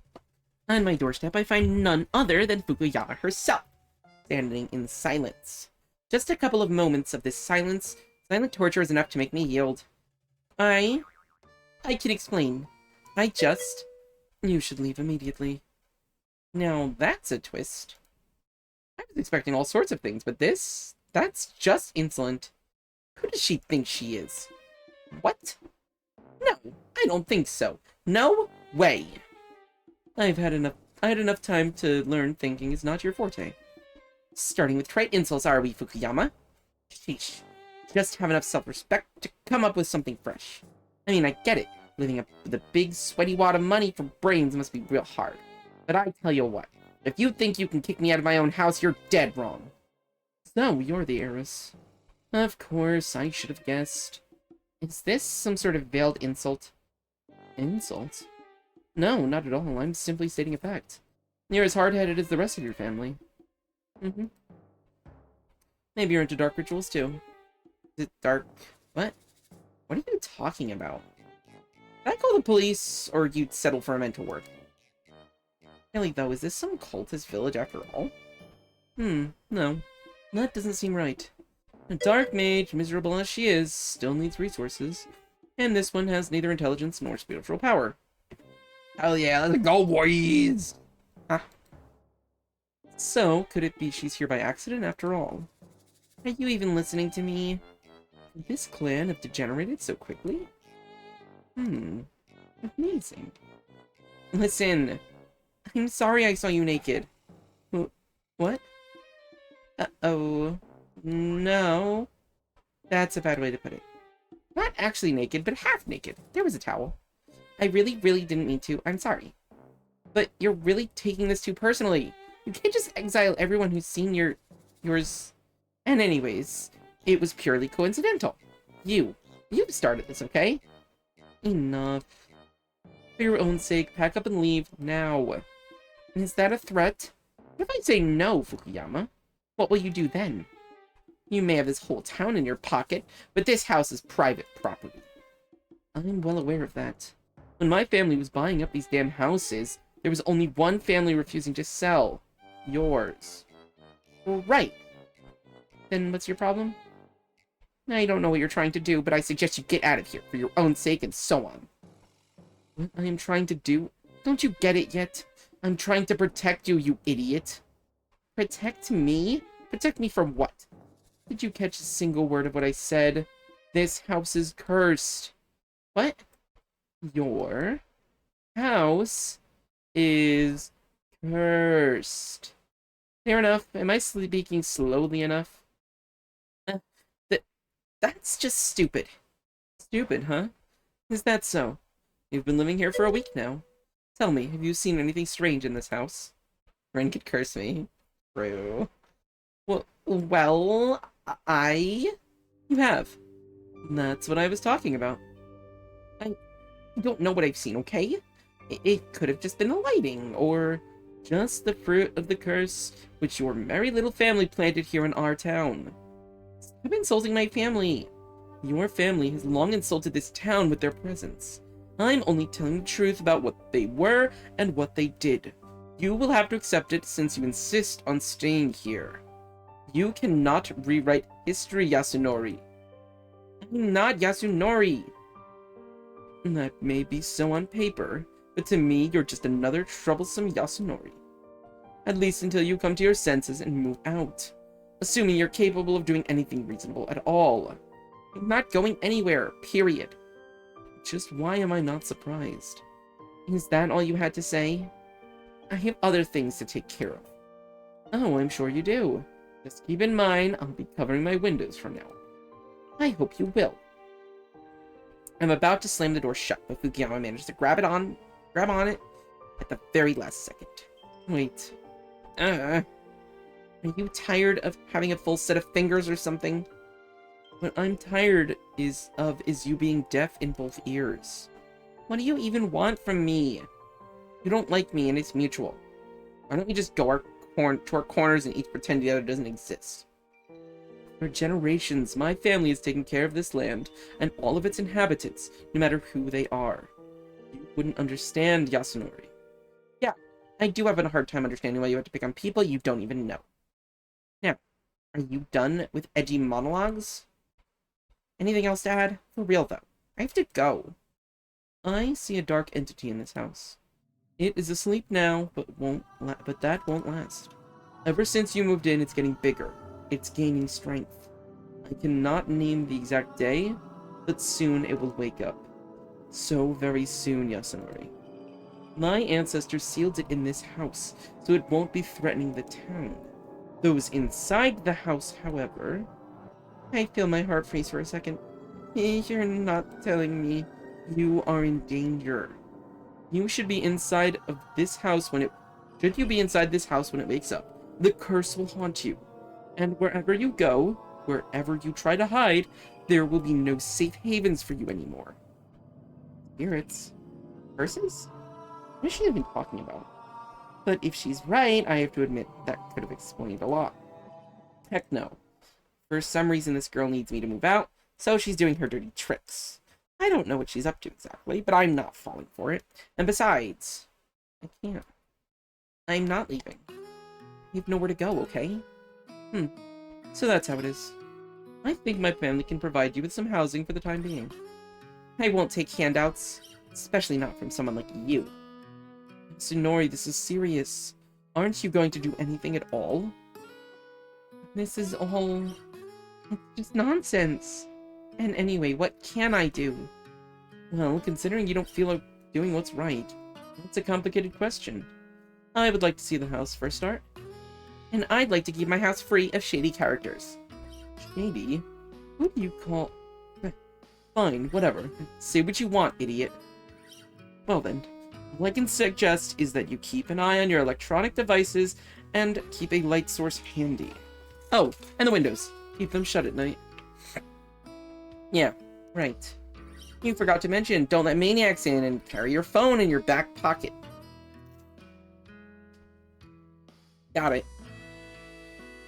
Have a good night. I finally shut the door. Fukuyama's fingers are no longer on it, which is a shame. Whew. That was hard. I propped the door with my back and sank to the floor. I'd rather deal with 500 boxes than 5 minutes of Fukuyama. Curse is this, Stark Entity's that. He's definitely a mess in the head. I mean, weird things do happen in this house from time to time, but I wonder if Fukuyama herself has any faith in what she's saying. Is it part of some crazy plan? Could she be the one behind all the weirdness? Maybe she has it set up somehow. Could this be some sort of prank? He might have been making a video this whole time to cyberbully me all over the internet. What kind of game are you playing, Fukuyama? I have to admit, that girl managed to scare me a little. If not for the stupid recommendations at the end of her little show, I might have been impressed. Keep the windows shut at night? I mean, really? What kind of fool would leave them open in this weather anyway? And that fervent rant of family honor and all? Family honor my eye. I'm a total otaku and should cut reading cringy shit. What? There's a folded piece of paper lying on the floor beside me. I'm pretty sure it wasn't here before. Someone must have slipped the note under the door. I would leave it open. I don't know. I have blackout curtains so that my room is dark. Someone, yeah. Is she eavesdropping again? Fukuyama! I'm talking to myself, not you! I swing the door open, but there's no one behind it. I must have discovered the paper too late. Yeah. Just don't tell me it's... The note is, in fact, from Fukuyama. It has her digits and a few words written by hand. Call me if anything strange happens. Was this all just an excuse to hand me her phone number? I'd say this move is far from smooth. What am I supposed to do with a MacGuffin like that? Well, leaving the trash in the hallway won't do. I shove a note in my pocket, of course, just to throw away sometime later. I definitely wasn't really interested in her after seeing her in that towel. The shreds of white fog lie on the ground. Here and there, stones loom out of it. Or are those stone figures? All of them are shattered. I'll take that off your hands, June. What was that? It's hard to make it out. Deep in the fog, there drifts a short, abrupt sound. Like dogs barking? There's a table set right in the middle of a foggy field. You've come just in time. I've gotten everything ready. Here, have some of these. Ooh, yummy. It leaves a sour copper aftertaste. What is this? Don't you remember? Your favorite dish. We liked it too. They all did. Yo, I do like the taste of blood.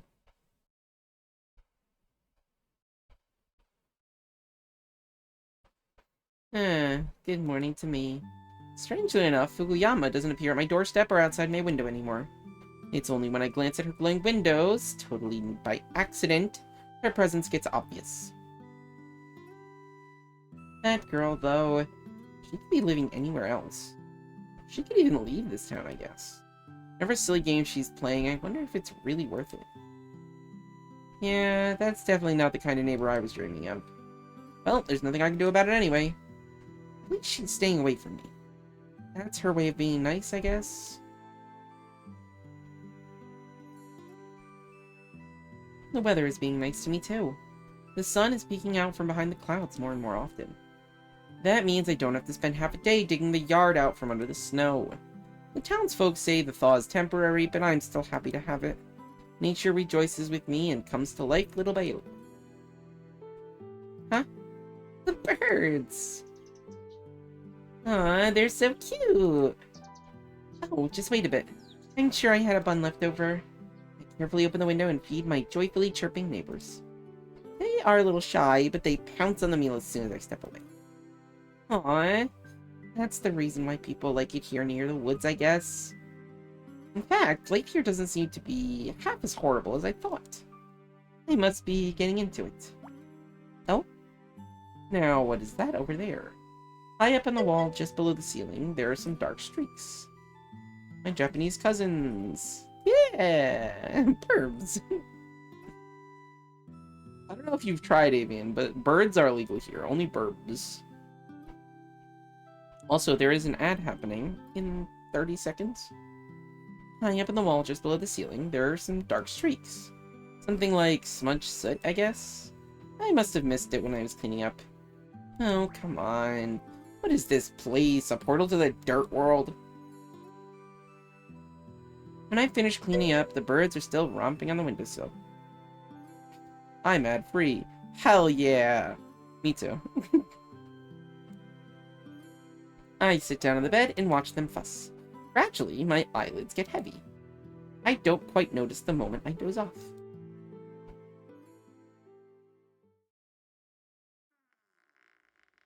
Creak, creak, creak, creak, creak.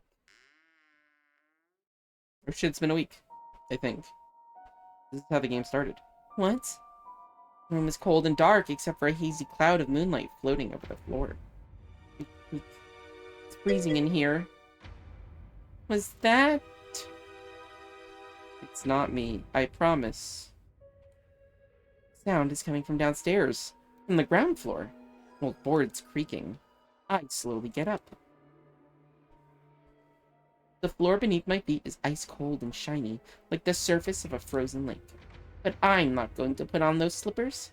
I make my way to the light switch ever so slowly. Click, click, click. It doesn't work. Knock, knock, knock. 3 thumps are measured and muffled. Just as if something wrapped in cloth was pounding on the wall, blunt and persistent. The floor shudders beneath my bare feet. Fukuyama, if it's you again, this is not funny. It's not Fukuyama. I somehow know that for sure. Keep a light source handy. But it won't switch on. Probably the power's down. My phone! The phone has a flashlight. My breath is turning into silvery mist. The phone must be downstairs in the kitchen. I was looking for the recipes, thinking what to make for a dinner. My lips begin to tremble, but I forbid myself to cry. I shouldn't make a sound. Maybe then I'll get lucky. Maybe then it won't notice me. I walk out of the room, heading to the stairs. Above my head, the old floorboards creak. Something is walking in the attic now. How did it get up there? No. I just can't. These noises, they're driving me crazy. And I was crazy once. They put me in a room. A rubber room. A rubber room with rats. And rats make me crazy. I rush down the stairs. My bare feet slap on the old wooden boards. That makes a lot of noise, but I don't care anymore. The phone. I must get to the phone before the nameless terror gets to me. Here it is. On the screen, the battery icon is flashing red. It's almost dead. What? The sheen of moonlight on the wall goes out for a moment.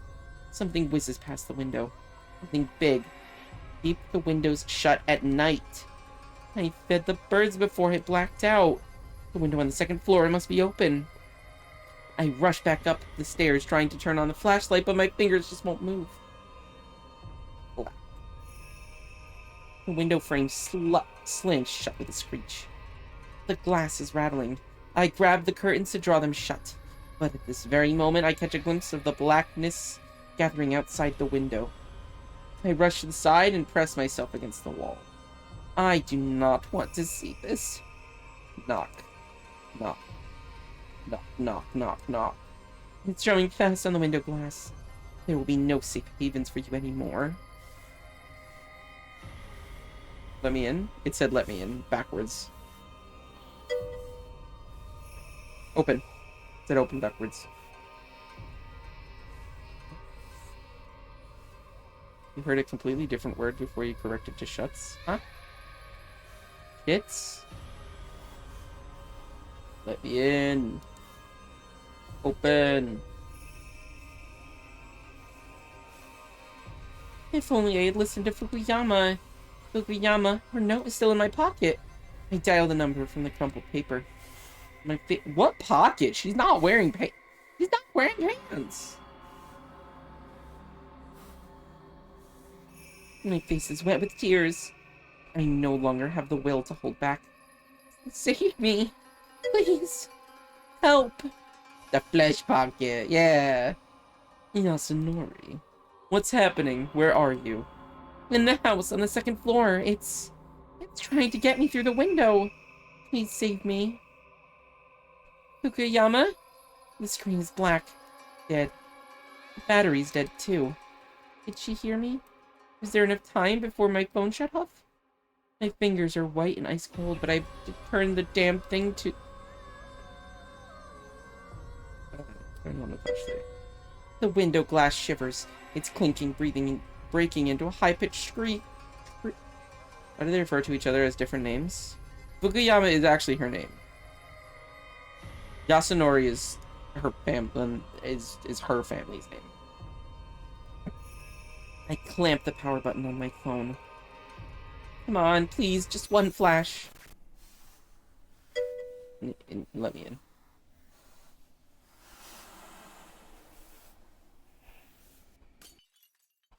Tink. Shards of glass gush into the room.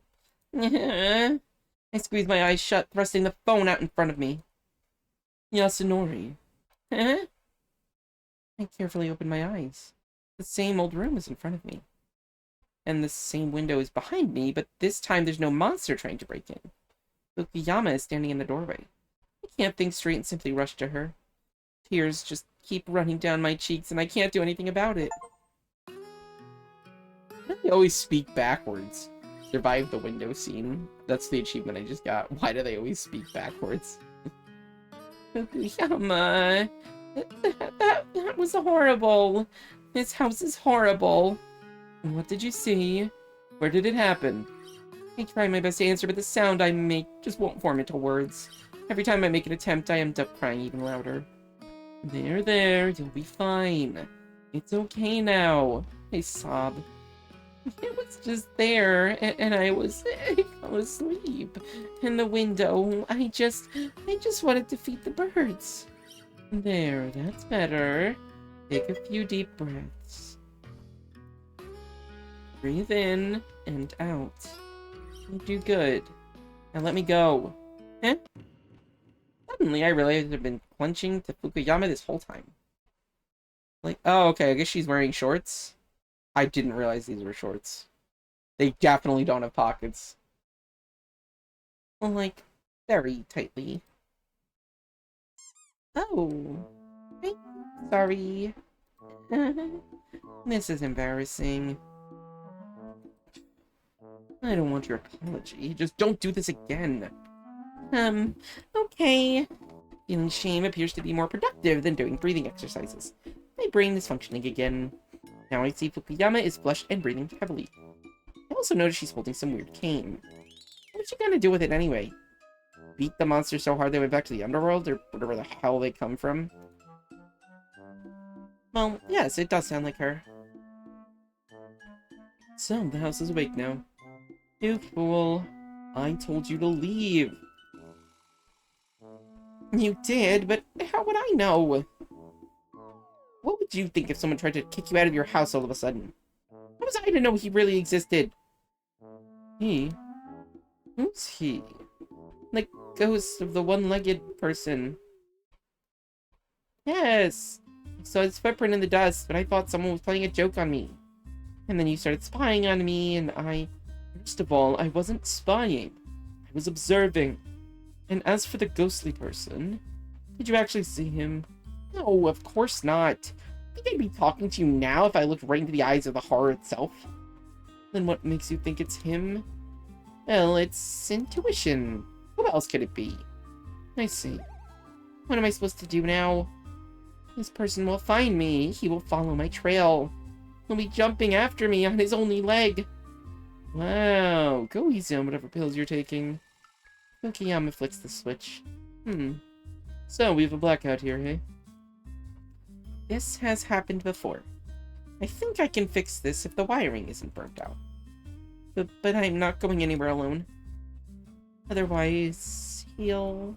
Listen. The one-legged person doesn't exist. He can't hurt you.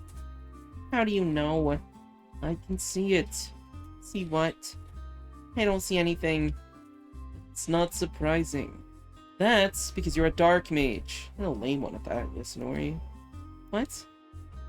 Your clan was known for fiddling with demons, drawing on their magical power.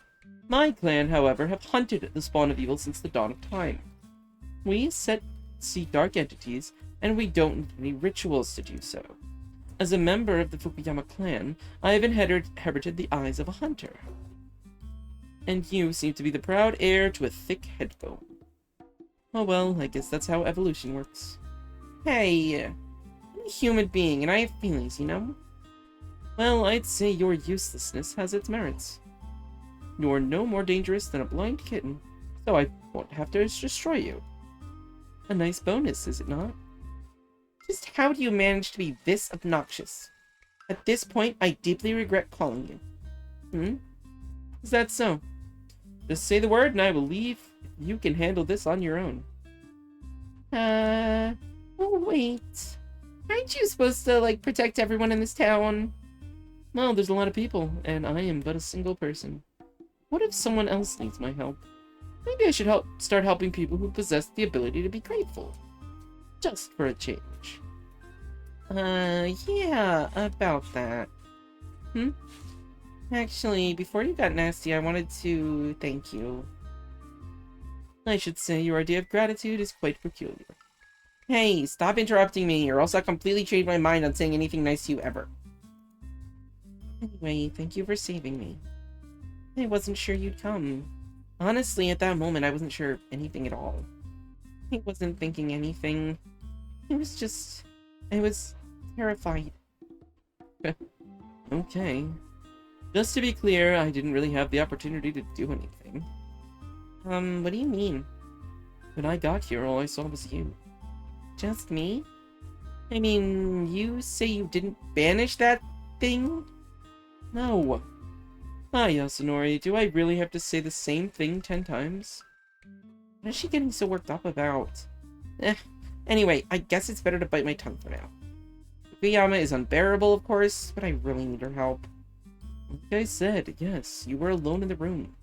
You don't even know what happened here. Well, I decided to feed the birds. I opened the window, and I told you to keep the windows shut! I know, but only at night, right? And that was during the daytime. I didn't know I was gonna fall asleep. Okay, go on. Anyway, I fell asleep, and when I woke up, it was chilly as heck in here. I heard all kinds of scary noises. What noises, exactly? Well, like someone was wandering around the house and stuff. At first, I thought it may be burglars, but the sound started moving between floors.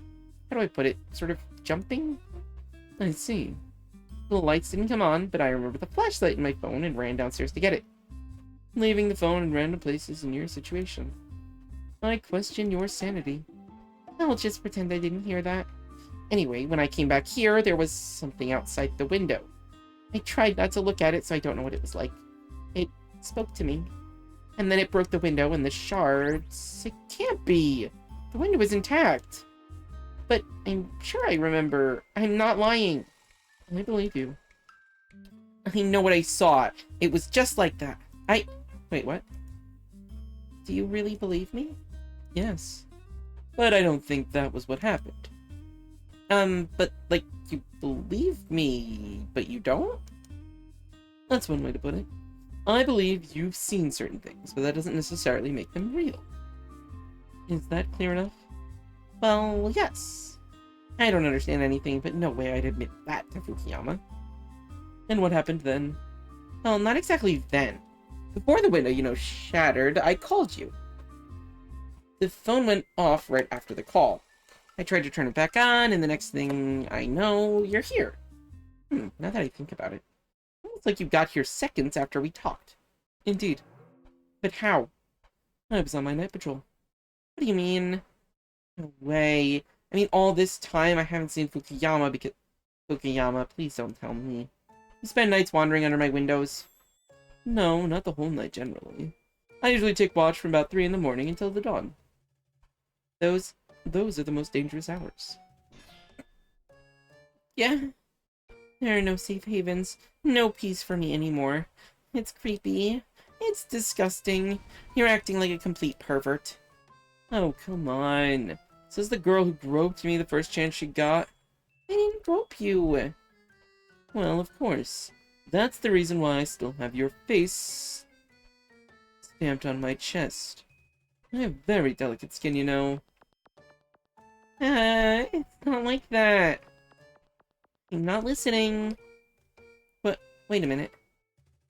Just how did you get in the house? Do you have a key or something? Of course not. I just kicked the door down. Oh, please, what's with the tragic face? No matter how you look at that, I've done you a favor. It was falling apart anyway. Isn't your safety worth more than a couple of rotten planks? Well, yes, but how am I going to maintain the safety without the front door? It was very tight. That was what she said. Are you ever happy with anything, Yasunori? Don't get all whiny. I'll send someone this afternoon to fix the door for you. Maybe the new one won't fall apart at the slightest touch. Really? Thank you. I still have to make it to the morning. Well, you're already done with that. Huh? Let's look out the window. It's dawn already. That means we have all day to figure out what we're dealing with and how to handle it. What are you going to do? Firstly, I'll search the house. That is, if the highly respected hostess will kindly permit me to do so this time. But before that, I'm going to have my breakfast and get myself ready. Which I recommend you do too. You look awful. Fukuyama! Bye-bye. Fukuyama's heels clatter down the stairs.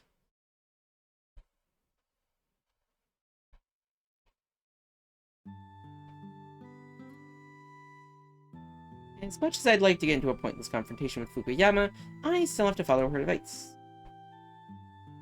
It's very reasonable, to the point of being annoying. Much like every piece of advice she gave, actually. But in the end, they all turned out helpful. Maybe even saved my life. Fukuyama herself rushed to help as soon as I called. I have done the same for her. Can I have done that for anyone? I'm thinking about it as I try to swallow my breakfast. I can't taste anything. I mean, close-to-death experiences are supposed to sharpen the appetite for life, aren't they? Water should taste like wine, and so on. I give my rubber-like omelet a wistful look. I'm sorry, but I can tell you're clearly not Ambrosia. Stop leaving the window open, lady! No, it's only at nighttime. I push my plate away with a sigh and shiver under the blanket. Front door is still not back in place. I draped several blankets over the entrance, but they do little good. Bracing chill roams the house. Guess I'm struggling with the fact that I'm stuck in this situation. I still find myself in the middle of something pretty terrible. It's just set on pause. I just can't wait to get this over with. Oh yeah, right. Yeah, it's totally fine. It's not like she's gonna pass out a third time in the middle of the day. Speaking of which, where on earth is Fukuyama? The sun is already high above with the familiar clanking of heels heard in the hallway. For real though, did you smash my door down just so you could roam around here whenever you please? If I said no, would you believe? You wouldn't believe me, would you? Not a chance. Well, there you have it. Aren't you glad to see me though? Chica! Hi, Chica! Yes, Chica, I shall, Chica. Hi, Chica! Yo, these lesbians aren't quite lesbians yet. Well, I mean they are, but like... Go, go, go, go, go, go, best girl, go! Oh my god, like totally righteous proclamation. Chica, Pyro's totes the fairest maiden in all the realm, for sure. It's like medieval girl power to the max. Huzzah for our immortal Kitsune queen. The tension is real, I ship them. Me seeing any two women, I ship them. Aren't you glad to see me, though? I'm ecstatic. You took so long to get ready, I didn't know if you were coming at all. Does your exorcism prep routine involve visiting a beauty salon or something? I'll take that as a compliment. But actually, no, I just took a little nap. And my exquisite beauty is innate. A little nap? My whole house is going to plunge into the ghost world any minute now. And you're taking a nap. What a great defender of the people you are. My Yasunori, if your selfishness were a mountain, our town would become a tourist hotspot. Need I remind you that I was up most of the night because of you? Besides, I need my strength tonight. Tonight? You mean to exercise, well, the evil? If we're lucky. And if we aren't, that very evil will wake up and take action. I think it would want a little revanche for the last night. I believe you failed to befriend each other, right? Yeah. Well, that's your choice, and its consequences for you. For once in your life, you could have been less of a stubborn ram and quietly moved out. And you should stop talking about things you know nothing about. Having a day of missed opportunities here, aren't we, Fukuyama? What are you talking about? It's not about me being stubborn. This house, even if I had other options, I couldn't just leave. This is my aunt's house. She didn't turn her back on me when everyone else did. She allowed me to live here, and no matter what happens, I'm responsible for this house. I see. Of course, everything that's going on here, I wasn't ready for this. And I know that this isn't really your problem. So if you want to leave, don't be ridiculous, Yasunori. You think I'd waste a chance to deal with a cursed house in my town? I was thinking of blackmailing you into selling this property. But since you don't own it, the only option is getting rid of the curse. Blackmailing? Wait, is your clan Yakuza or something? That's for your own good. I do think you could appreciate my candor a little bit more. How can I be frank with you if I start yelling after every word? I didn't get a chance to tell Fukuyama what I think of her and her candor. Fukuyama's phone rings. It turns out my new front door arrived. Fukuyama exchanges a few words with the workers and then eagerly drags me up the stairs. Hey, does everybody in the town know what you do? Of course. I run errands for my father at the family sawmill. It's mostly paperwork and bills. No, I mean the creepy part. One where you spy on girls and break into houses in the middle of the night? Oh, that. My family does everything required of us, but we try to keep it out of the limelight whenever possible. Not that it's a secret. We're a small town. It's hard to keep secrets here. It's just that people feel safer if they think they don't need protection. Yeah, I guess so. Okay, you said you wanted to look around the house, right? What exactly are we looking for? I don't know yet. Huh? What do you mean? I'll know it when I see it. Min starts counting on her fingers. The house itself can be the course's focus. In this case, I'm afraid we don't have many options. Which means we'll have to burn it down. Whoa there, no setting fire to private property. You really value your life so little? I told you, once the curse awakens, there's no hiding from it. The only way is destroying the source.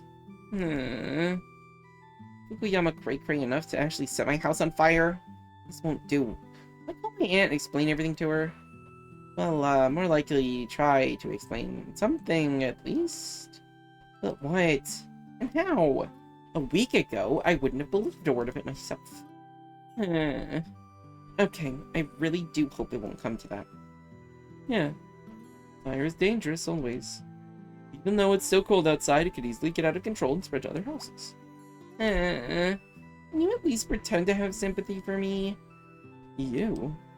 You absolutely have my sympathy. I mean it. Please trust me. I can't. That's the problem. Anyway, that's one option. Second option is that there are cursed objects hidden somewhere in the house. Those themselves are far more dangerous than a cursed place. Their magic is reactive. Reactive?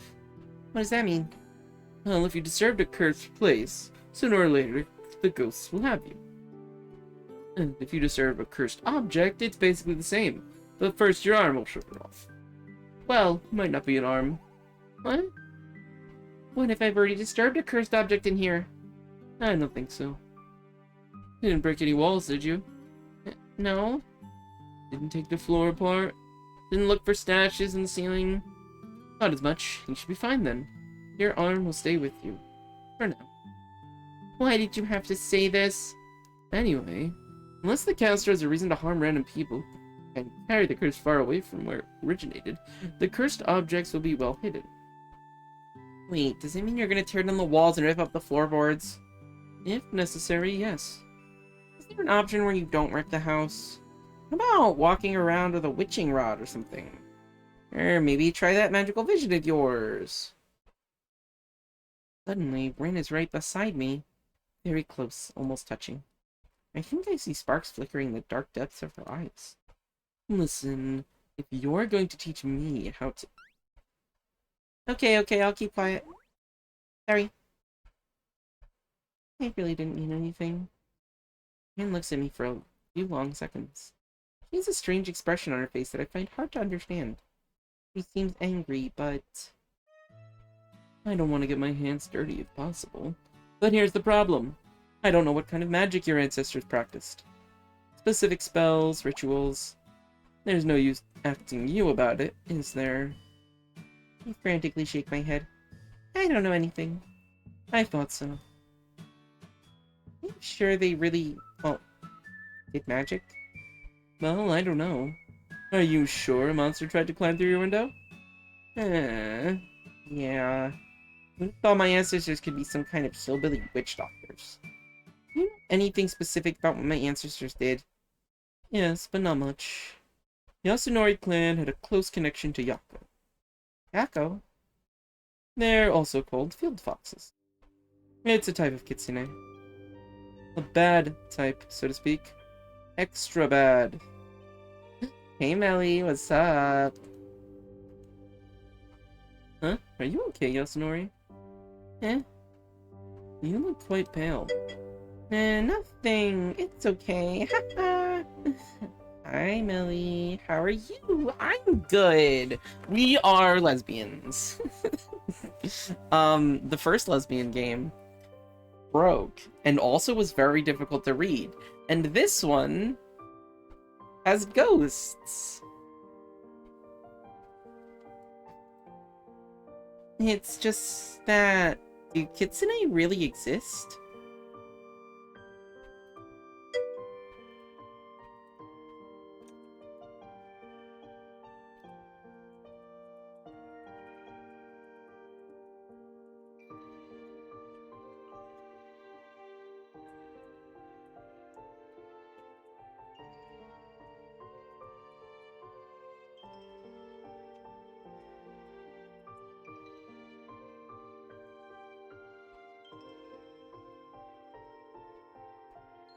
I thought they were pure fiction.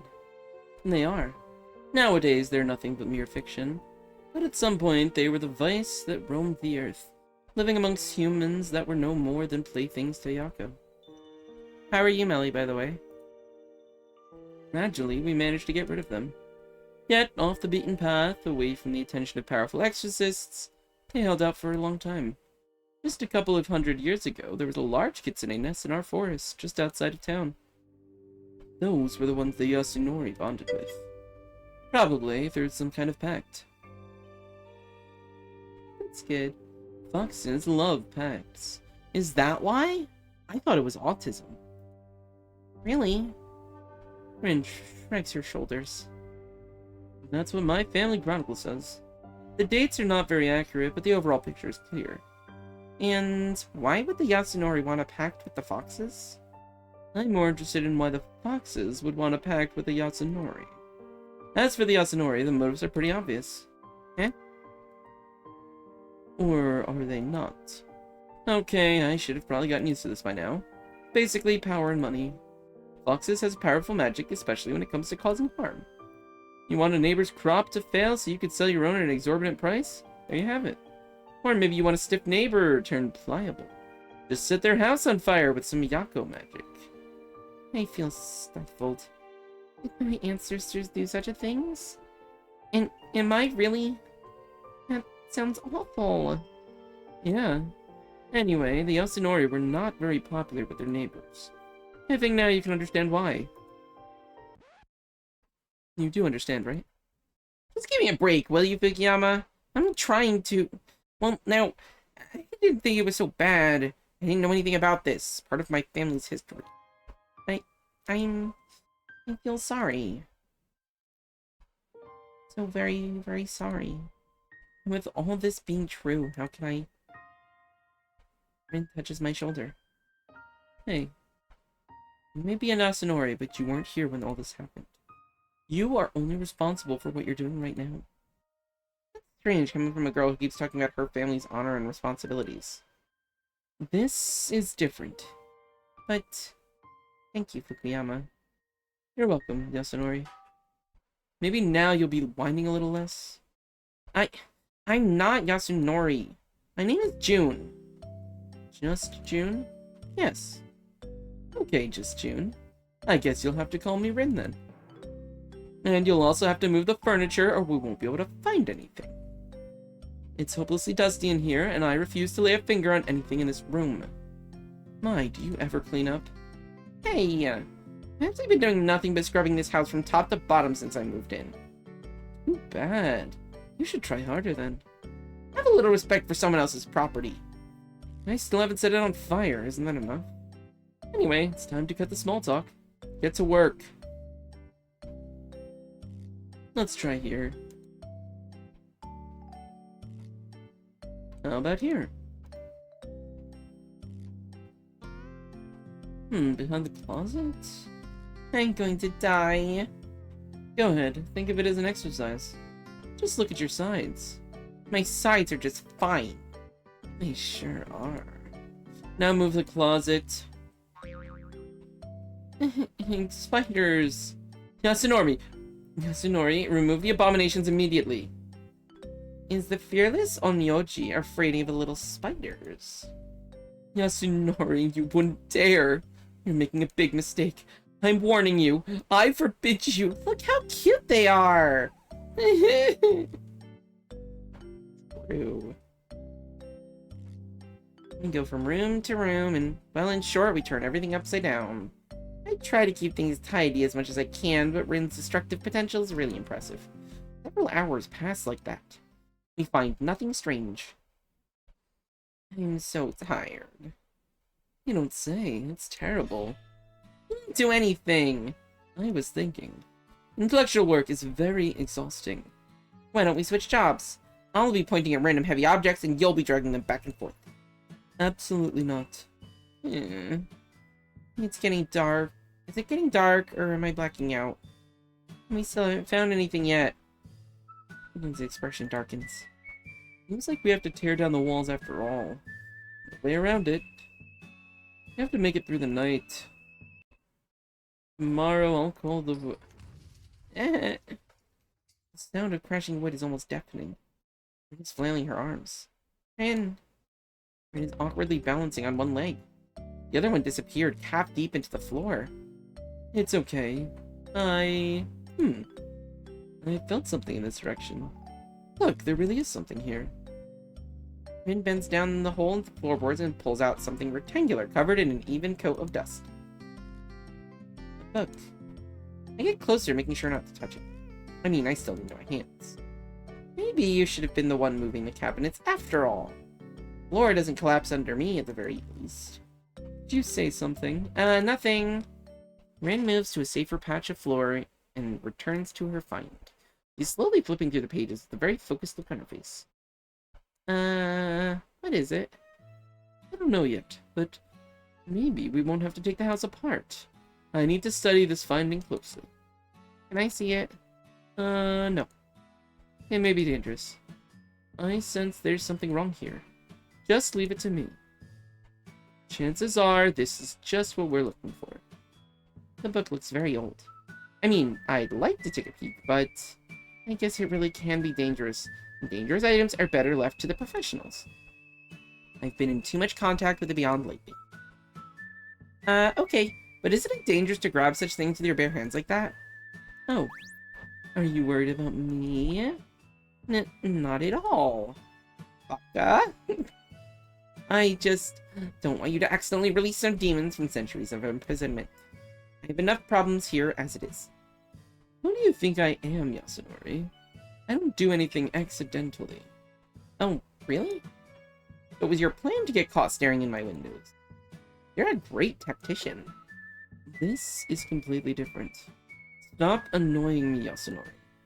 I'm Jun. Okay, Yasunori. Fine, just don't start whining, June. So, are you sure it's okay to look in the book just like that? This must be some kind of grimoire, right? A grimoire? Well, no, it's... well, no. Don't worry, I know how to handle these things. They're only dangerous to the untrained commoners. Okay, if you say so. Well, what are we gonna do next? Well, I think we should have a proper meal. I don't know about you, but I'm starving. What? A meal? Now?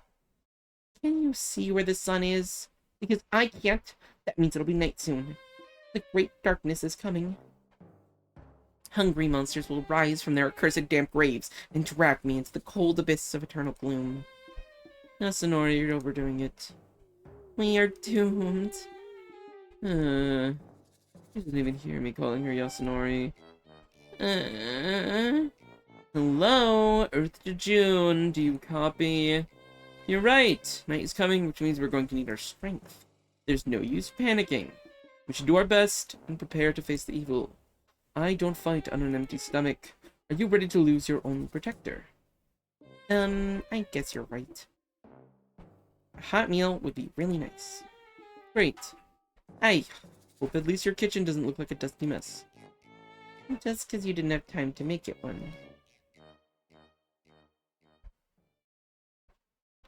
Rin plops down on a stool. So, what's on the menu? I don't know. Since we need to get our strength up, it's probably a good idea to have something meaty. How about chicken? I vote for fish. Fish is more of a hassle. I'll have to defrost it first, and anyway, I like poultry better. Fish, fish, fish! Hey, I've been looking all those drawers, and I am all there is between you and the horrors of the night. Blackmail again? Not at all. But what if this dinner happens to be my last? Can you live with such a heavy burden on your heart? Would you be able to sleep well, knowing that you denied your heroine such a thing as a tender, juicy, golden crusted fish fillet? My heroine? What do they call it now? Rin resembles a samurai preparing for the final battle. Her face serves to illustrate the noble wisdom of a person who has accepted their fate in the name of a great cause. Okay. Okay, fine. Fish it is then. I can't believe this. Did I really say that? She's playing me any way she wants. I'm so under her thumb. I knew you'd make the right choice. Lo and behold, I am a cuck princess. Poland and do Kitsune really exist? Yes, but gay. 100%. Let's fucking go. Yes, we're gay. Lo and behold, I'm a cuck princess. Team Fish! Anyway, what's for dessert? Dessert? Like, are you serious? Are we talking 3-course menu now? That's 2-course at best. Either way, all I wanted to know is what you were planning to feed me. Oh, gee, just a regular food. Wait, what do you mean feed you? Aren't you going to help me cook? No, of course not. Why would I? My wounded human dignity hurts just like my whole physical body. First I had to move every stick and stone in the entire house, and now I have to feed her like she's royalty. Look, I don't know what you're used to, but this is my house and my rules apply. This won't do. I'm not going to serve you, so make yourself useful. No can do. Fukuyama. No. Hey, do you know how to cook? Of course I do. Excellent. Then hand yourself a carrot and let's get started. Otherwise, you might not have time for the meal, you know? I won't make it fast enough on my own. But the carrots are dirty. Then put some gloves on and wash them. The water is in the tap. The brush is in the sink. You just have to make fun of me, don't you? Do you want to eat or not? I can't believe I'm doing this. How come there's so much dirt? It's not dirt, it's soil. Carrots grow in it. You're from the countryside, you should know that. I know. That doesn't make me feel any better. Just work it hard with the brush. Disgusting. Not at all. You're doing great. Keep it up. Well, it's clean, I think. Now what? Now take the peeler knife and remove the skin. Which one's the peeler? This one? This one's more suited for slicing. You need that one. This one? This doesn't even look like a knife. Hey, show some sympathy. It's trying its best. Okay, so. My nail. I almost cut my finger off. What kind of monster device is this? I barely make it to the rescue before Rin uses the chance to start a real bloodbath. You just run it along like this. It's quite easy, but you have to get the hang of it. Take Rin's hands and guide them so that she learns the correct motion. You're doing great. Now try it yourself. While Rin is busy peeling the carrots, I have time to do everything else. Of course, she manages to peel about half a carrot along with the skin. But at least she's trying her best. Oh, what do we have here? It's a daikon, Rin. Believe it or not, this thing also grows in the soil. Stop playing the smartest. That's not what I'm talking about. Huh? What are we talking about then? Your situation, of course. I think I've figured it out for the most part, so I just need to clarify a couple details. Can you answer a few questions? Well, I guess so. How well do you remember the attack last night? How did it start? How did it start? It was dark and cold. Well, it was dark and cold. My goodness, Yasunori. You slept with the window open on a frosty night. Of course it was dark and cold. Okay, I'm gonna save. That doesn't help at all. Look, I've just been through a lot of stress lately. I'm telling you what I remember. Alright, next question. Do you remember anything else weird? It's in the dust. The window wasn't broken. The blankies. The first night here, I laid down to read and fell asleep on the couch. It was really cold, but when I woke up, I had 3 blankets on me. And nothing else. But you already know that, don't you, Fukuyama? Why are you giving me this look? No, it's nothing. So, what's your guess? Well, I think that, is this all supposed to come out of the pot? Huh? No! We were close to failure, but luckily our combined efforts was enough to avoid a culinary disaster. It smells so good. Yeah, it's almost ready. You know, Rin, I was gonna say... What is that? Did you hear it too? Rin gives a silent nod. Does it sound like howling? Or maybe a cry? The sound comes from the next room. On a vague impulse, I'm about to move toward the sound. Rin grabs my sleeve and shakes her head negatively. Still silent. For real though, what's gotten into me? A chill runs down my spine. If there's something howling in the house, no official approbation, you'd better move away, not closer to it. Rin has already armed herself with that weird cane of hers and is slowly walking forward. She gestures for me to stay put and disappears around the corner. I obediently pause at the stove, but is it right to leave Rin alone with the problem? I'm the one living in the house after all, so I have to take responsibility. The third thing that comes to my mind is the terrible sound from last night bouncing from one floor to another. If it's that easy for the spirits to move around the house, they can get into this room at any moment now, right? Separating us their plan all along? Could something terrible be standing behind me now? I swallow through the dry throat and go after Rin without looking back. I focus hard on the going part, but my whole body is ready to run. Oh. It appears I bumped into Rin. Your head is too hard. Sorry. I thought I told you to stay back there. How hard could it be to stand still for a few minutes? I did try. What if something happened to you, or to me? In movies, the creepiest things start happening just when the group splits up. You never split the party. Well, you're not in a movie, Yasunori.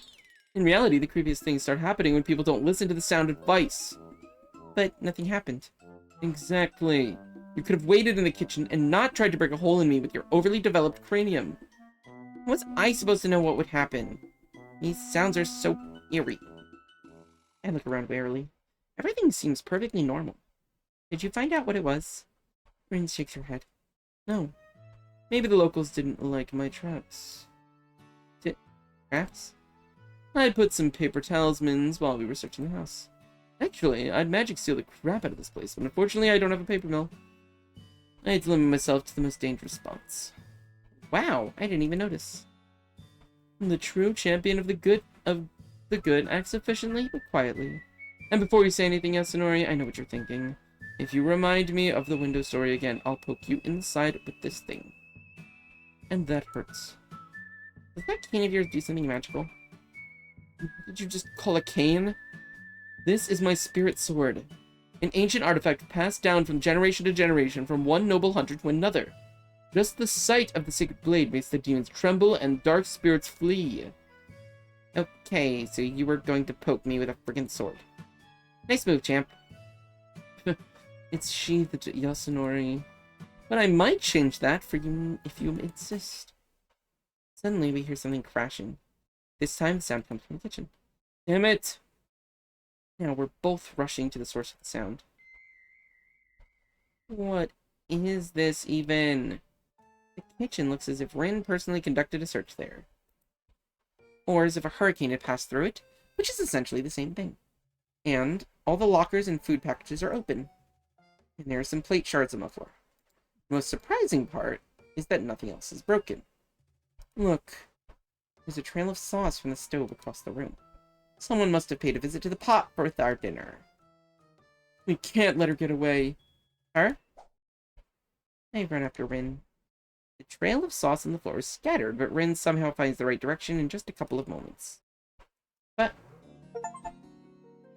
fox butt in my TV, it's more likely than you think. What is this? It's a fox ass. What? The Kitsune! We've got her! TV seems too big and modern for this house. This thought somehow comes to my mind just now. Probably because the rest of my thoughts vanish at once. Right out of the smooth surface of the TV, there's a half Kitsune sticking out. The back half of the Kitsune, specifically. This half is kicking furiously, but with absolutely no sound. I'm starting to feel dizzy. Why is this happening to me? Well, how do you like that, you furry brat? It's not easy to get away from a demon hunter if she's got her hands on you properly. Rin's beaming. This must be the look of a hunter who has captured a particularly large and dangerous beast. Except that Rin's trophy photo would look controversial. Yasunori, we won! June? What is it? Are you scared? Don't worry, she's trapped. See? There's one of my paper talismans on the side here. Now she can't go anywhere. The tailed ass makes a desperate thrust, which causes the TV to wobble. A moment later, his very ass sinks deeper into the serene darkness of the screen. Hey! Come back here! By the power vested in me, I command the... Damn it! The ass bounces up once more and disappears, this time for good. Just a moment before the buttocks mockingly jiggles a farewell, Rin manages to slap them with her sword. Fortunately, it's still seen. A web of cracks sprawl across the TV screen. It resembles a broken ice crust now. Rin turns completely white. Rin, you... Quiet. Not a word. I'll send you a new TV tomorrow. Forget the TV. Are you alright? Me? For the first time we met, Rin looks genuinely confused. I'm fine. What kind of a weird question is that? I just thought that... It doesn't matter what you thought, I'm alright. Sorry about the TV. Like I said, I'll make sure you get a replacement tomorrow. It's too late to deal with the issue today anyways. Rin's cheeks are getting a blush back on and she sounds like her usual self. Still, there seems to be something seriously wrong with her. I consider what to say next, so I don't upset her. Is she coming back? This Kitsune? Rin doesn't look at me. She bites her lip in silence, then rubs the paper trap off the back of the TV. I guess I should have used better quality paper. Did I say something wrong? I think she'll be back, yes. She'll lay low for a while, and then she'll go back to her old ways. Unless she stopped, of course. At least now I know for sure that my assumption was correct. What assumption? I had a hunch, but I didn't want to scare you until I knew for sure. I think we have enough evidence now. You're being haunted by a Kitsune. Either she's just stealing your energy, or she wants to take your place. What? It's okay, don't get jumpy. I know what we should do. What do you mean, take my place? Well, once a Kitsune finds a young girl, she starts courting her until she gets her way. Legend has it that Kitsune are able to enter their victim's body through their fingernails. Through their breasts. What are you doing? Sorry, I couldn't help myself. You had such a troubled face. Well, of course I had. I would take this lightly. Just creepy.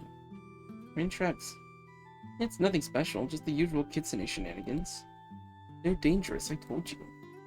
Kitsune can hurt you in so many different ways. They used to possess people very often back in the day. But I doubt our fox has such a goal. Why not? She would have done it by now if she wanted to. I don't understand. Why is she attacking me? You said my ancestors had some sort of business with the Kitsune? Facts, yes? Indeed. That's how it should have been with your Dark Mage ancestors. Without the magic prowess, though, you're just a tidbit with no protection. Or rather, that's what this fox thought. I most heartily hope she won't be able to sit for quite some time now. What am I gonna do? Don't worry, I have a plan. And now we have plenty of time to prepare. Our fox got a magical thrashing. She'll have to lay low to gather her strength for new exploits. So, I'm safe? Yes, for now. But I'll be staying with you to make sure everything's alright. I let out a sigh of relief. Besides, I'm still hoping for dinner. Wait a minute. You little... Before I know it, Rin storms out of the room. Rin, wait. I rush into the kitchen after Rin. She's frozen over the stove, looking even whiter than she did at the TV. I can't believe this wicked magic. What happened? The meat. We've been beaten. Robbed clear of all of our meat. Oh,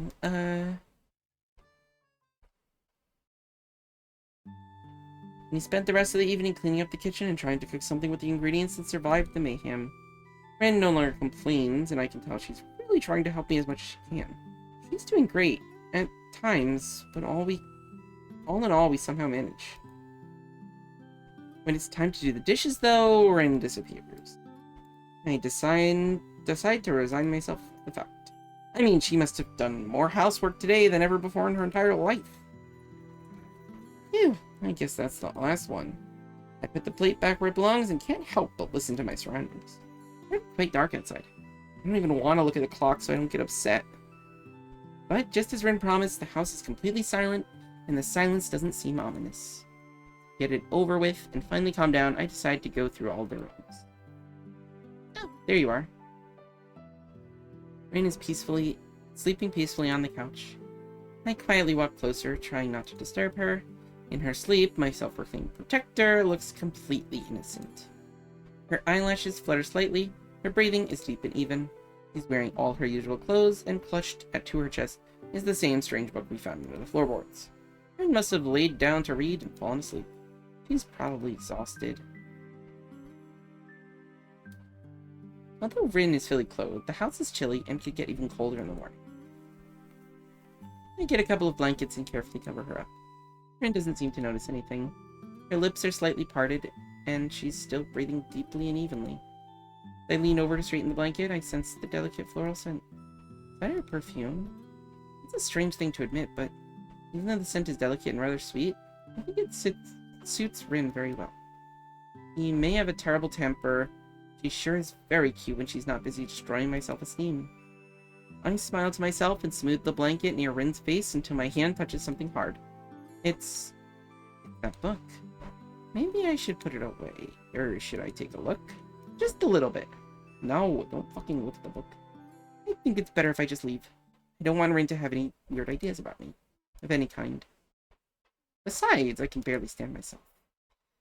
I just want to wrap myself in a blanket and keep my eyes closed until noon, but I know that won't do. I need to bathe first, or I'll have to share my bed with a clot of cupboard dust. And I still have some furniture left waiting to be put in place. Existence is suffering. Yeah. There's something on the mirror and it scares me half to death. It takes me a minute to realize it's a piece of paper with some strange symbols on it. Damn it, Rin! She got here too. Okay, if that's what it takes, let it be. I mean, at least now I have a high occult security bathroom. In here too. There's another piece of scribbled paper glued to one of my tubes. Looks like a generic strawberry-scented bath foam to me, but Rin must have determined it's somehow a doorway to the demon world. Okay, I've heard of a couple creepy stories how mirrors can pose a danger. But my favorite bath foam, just why? Those magic-eyed girls. I'm a little hesitant, but Rin probably knows best. I take a different tube.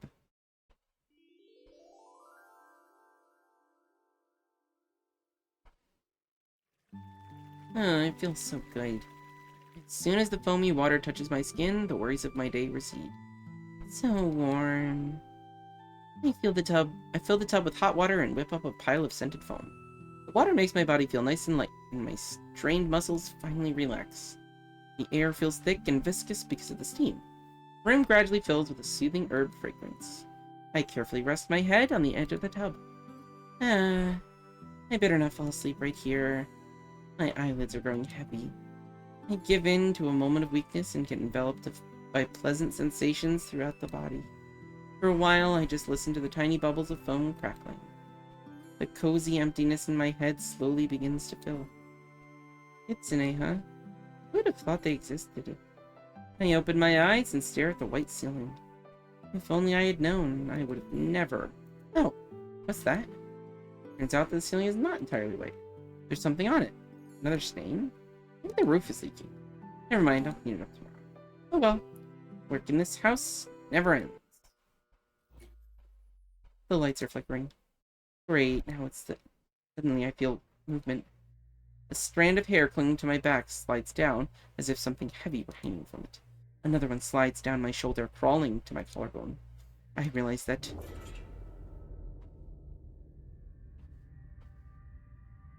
It's not my hair. Rin! Rin! The strand reaches my throat. I grab it with all my strength and try pulling it away, but it doesn't work. The strand is tight and slimy. My fingernails are tangled in muddy clamps of unnaturally long hair. Rin, help me. My arms and legs are being twisted and pulled in different directions from the malicious strands of hair. The stain on the ceiling stretches, tearing into the plaster. The ceiling swells, bulges, and finally bursts. An abominable funnel is gaping above me.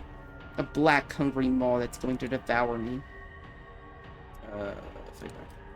My sight goes dim. I don't have the strength to fight it. Come on. Patches of color and light float before my eyes. A figure emerges from them, so familiar. It's Rin! Rin! And instead of her face, I see a terrible crater, like a cracked old wound. She's slowly leaning over me. No!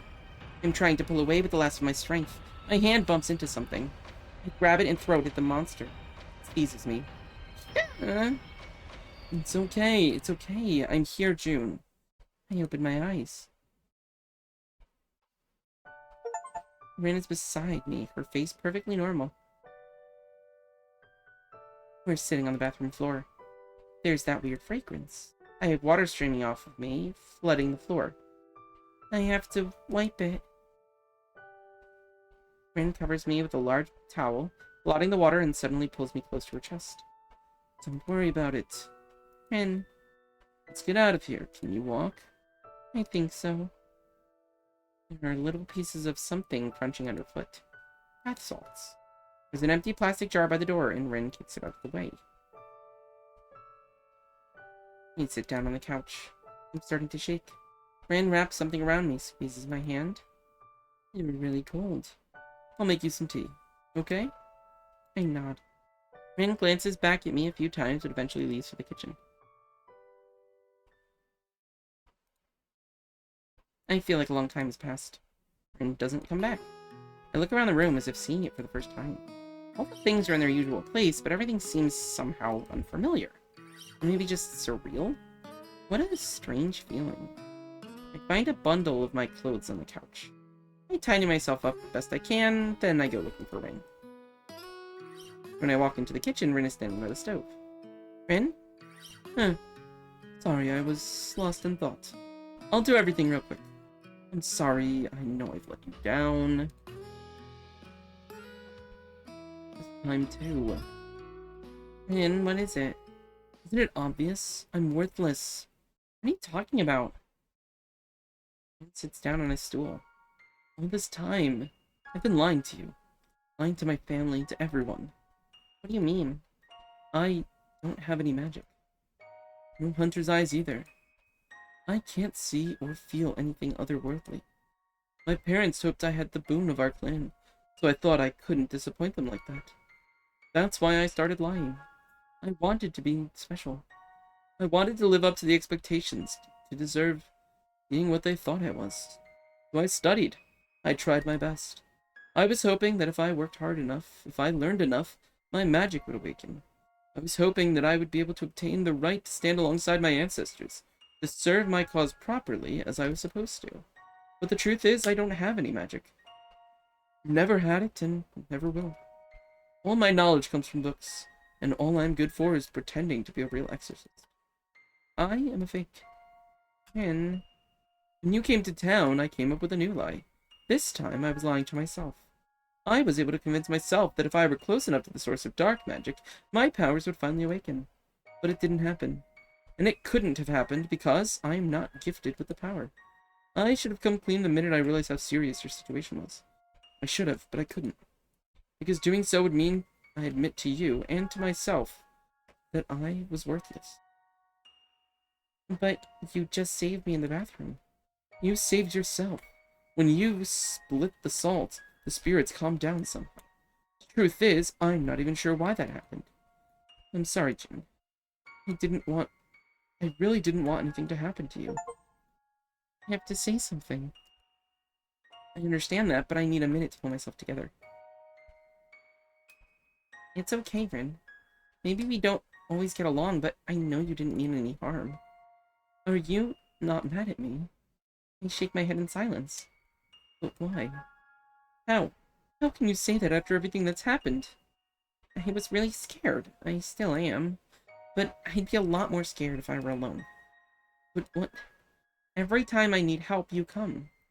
You may not have any magic in you. Maybe you can't drive the spirits away. But you're always by my side when I need someone to hold on to. You are trying to help me. It's my own fault.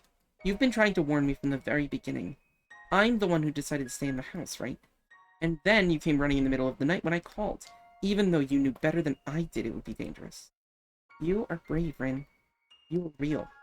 And even if you can't help, I can. I will. I have a plan. And if it doesn't work, I'll try something else. Rin jumps up and grabs me by the shoulders. We're going to figure this out, you hear? I will make more protective seals and perform a purification ritual. That should be enough to get us through the night. We'll get plenty of rest, and tomorrow we'll have both hands on that fox. What? Did I say something funny? No, I just remembered something. Rin, are you sure you want to? Yes, I really want to. I can do it. I just don't have a choice if you still believe in me after all you've been through. Thank you, June. Don't be silly, but... What? Thing is, I have one request. What is it? Oh, that's embarrassing. Would you sleep with me? Well, it's just, I mean, we've only just met. I'm starting to suspect something. I mean, I can tell something's clearly off. But if you really want to, if I were a tomato, it'd be time to take me off the branch. Well, wait, not like that. What? Now, Rin looks like a ripe tomato, too. Of course not. I didn't think anything like that at all. I, for one, am a decent girl. What do you mean, you, for one? Am I the indecent one, then? You said that, not me. Why, you? Get back here. Rin's trying to get away with all from the punishing hand of justice. The couch cushions come into play. Take that. I will not tolerate insults from a girl in a meme sweater. Oh, don't be a sore loser, Yasunori. It could be our yelling that has driven all the ghosts away, or maybe those new talismans Rin made are really working. Can't tell for sure, but either way they all seem peaceful and quiet. Eventually we do fall asleep together, like two decent girls.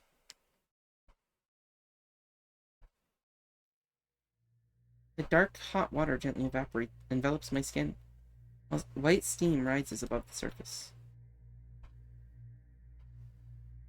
What is this place? This used to be a home.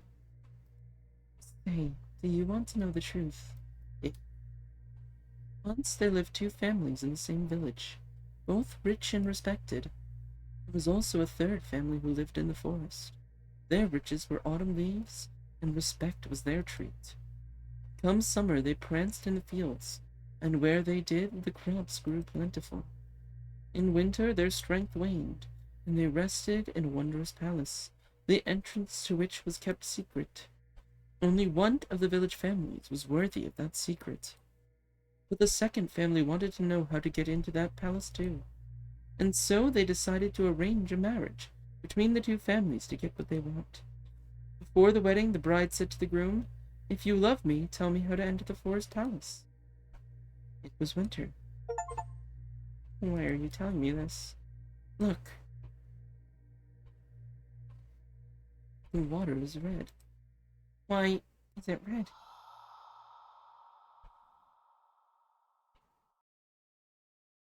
Alright, I'm done for now. It's kind of fuck, I didn't snooze. Can I snooze the ad? I don't know if I can snooze the ad. I got distracted. Alright, whatever, it doesn't matter. Alright, fuckers. Watching lots of TV, gave up on my sleeping, trying not to hate myself. Eating shit that makes me feel like I'm a Motherfucker. Alright, Queeb's playing a COD. So we're gonna raid him. Is anyone here? Hello?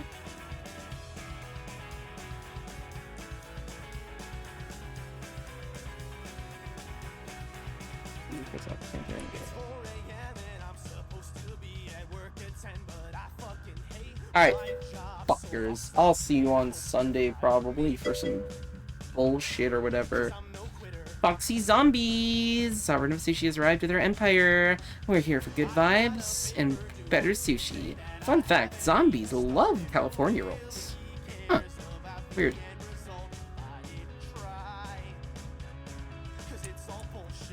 But yeah, lesbians. I love lesbians. I can't wait to be a lesbian.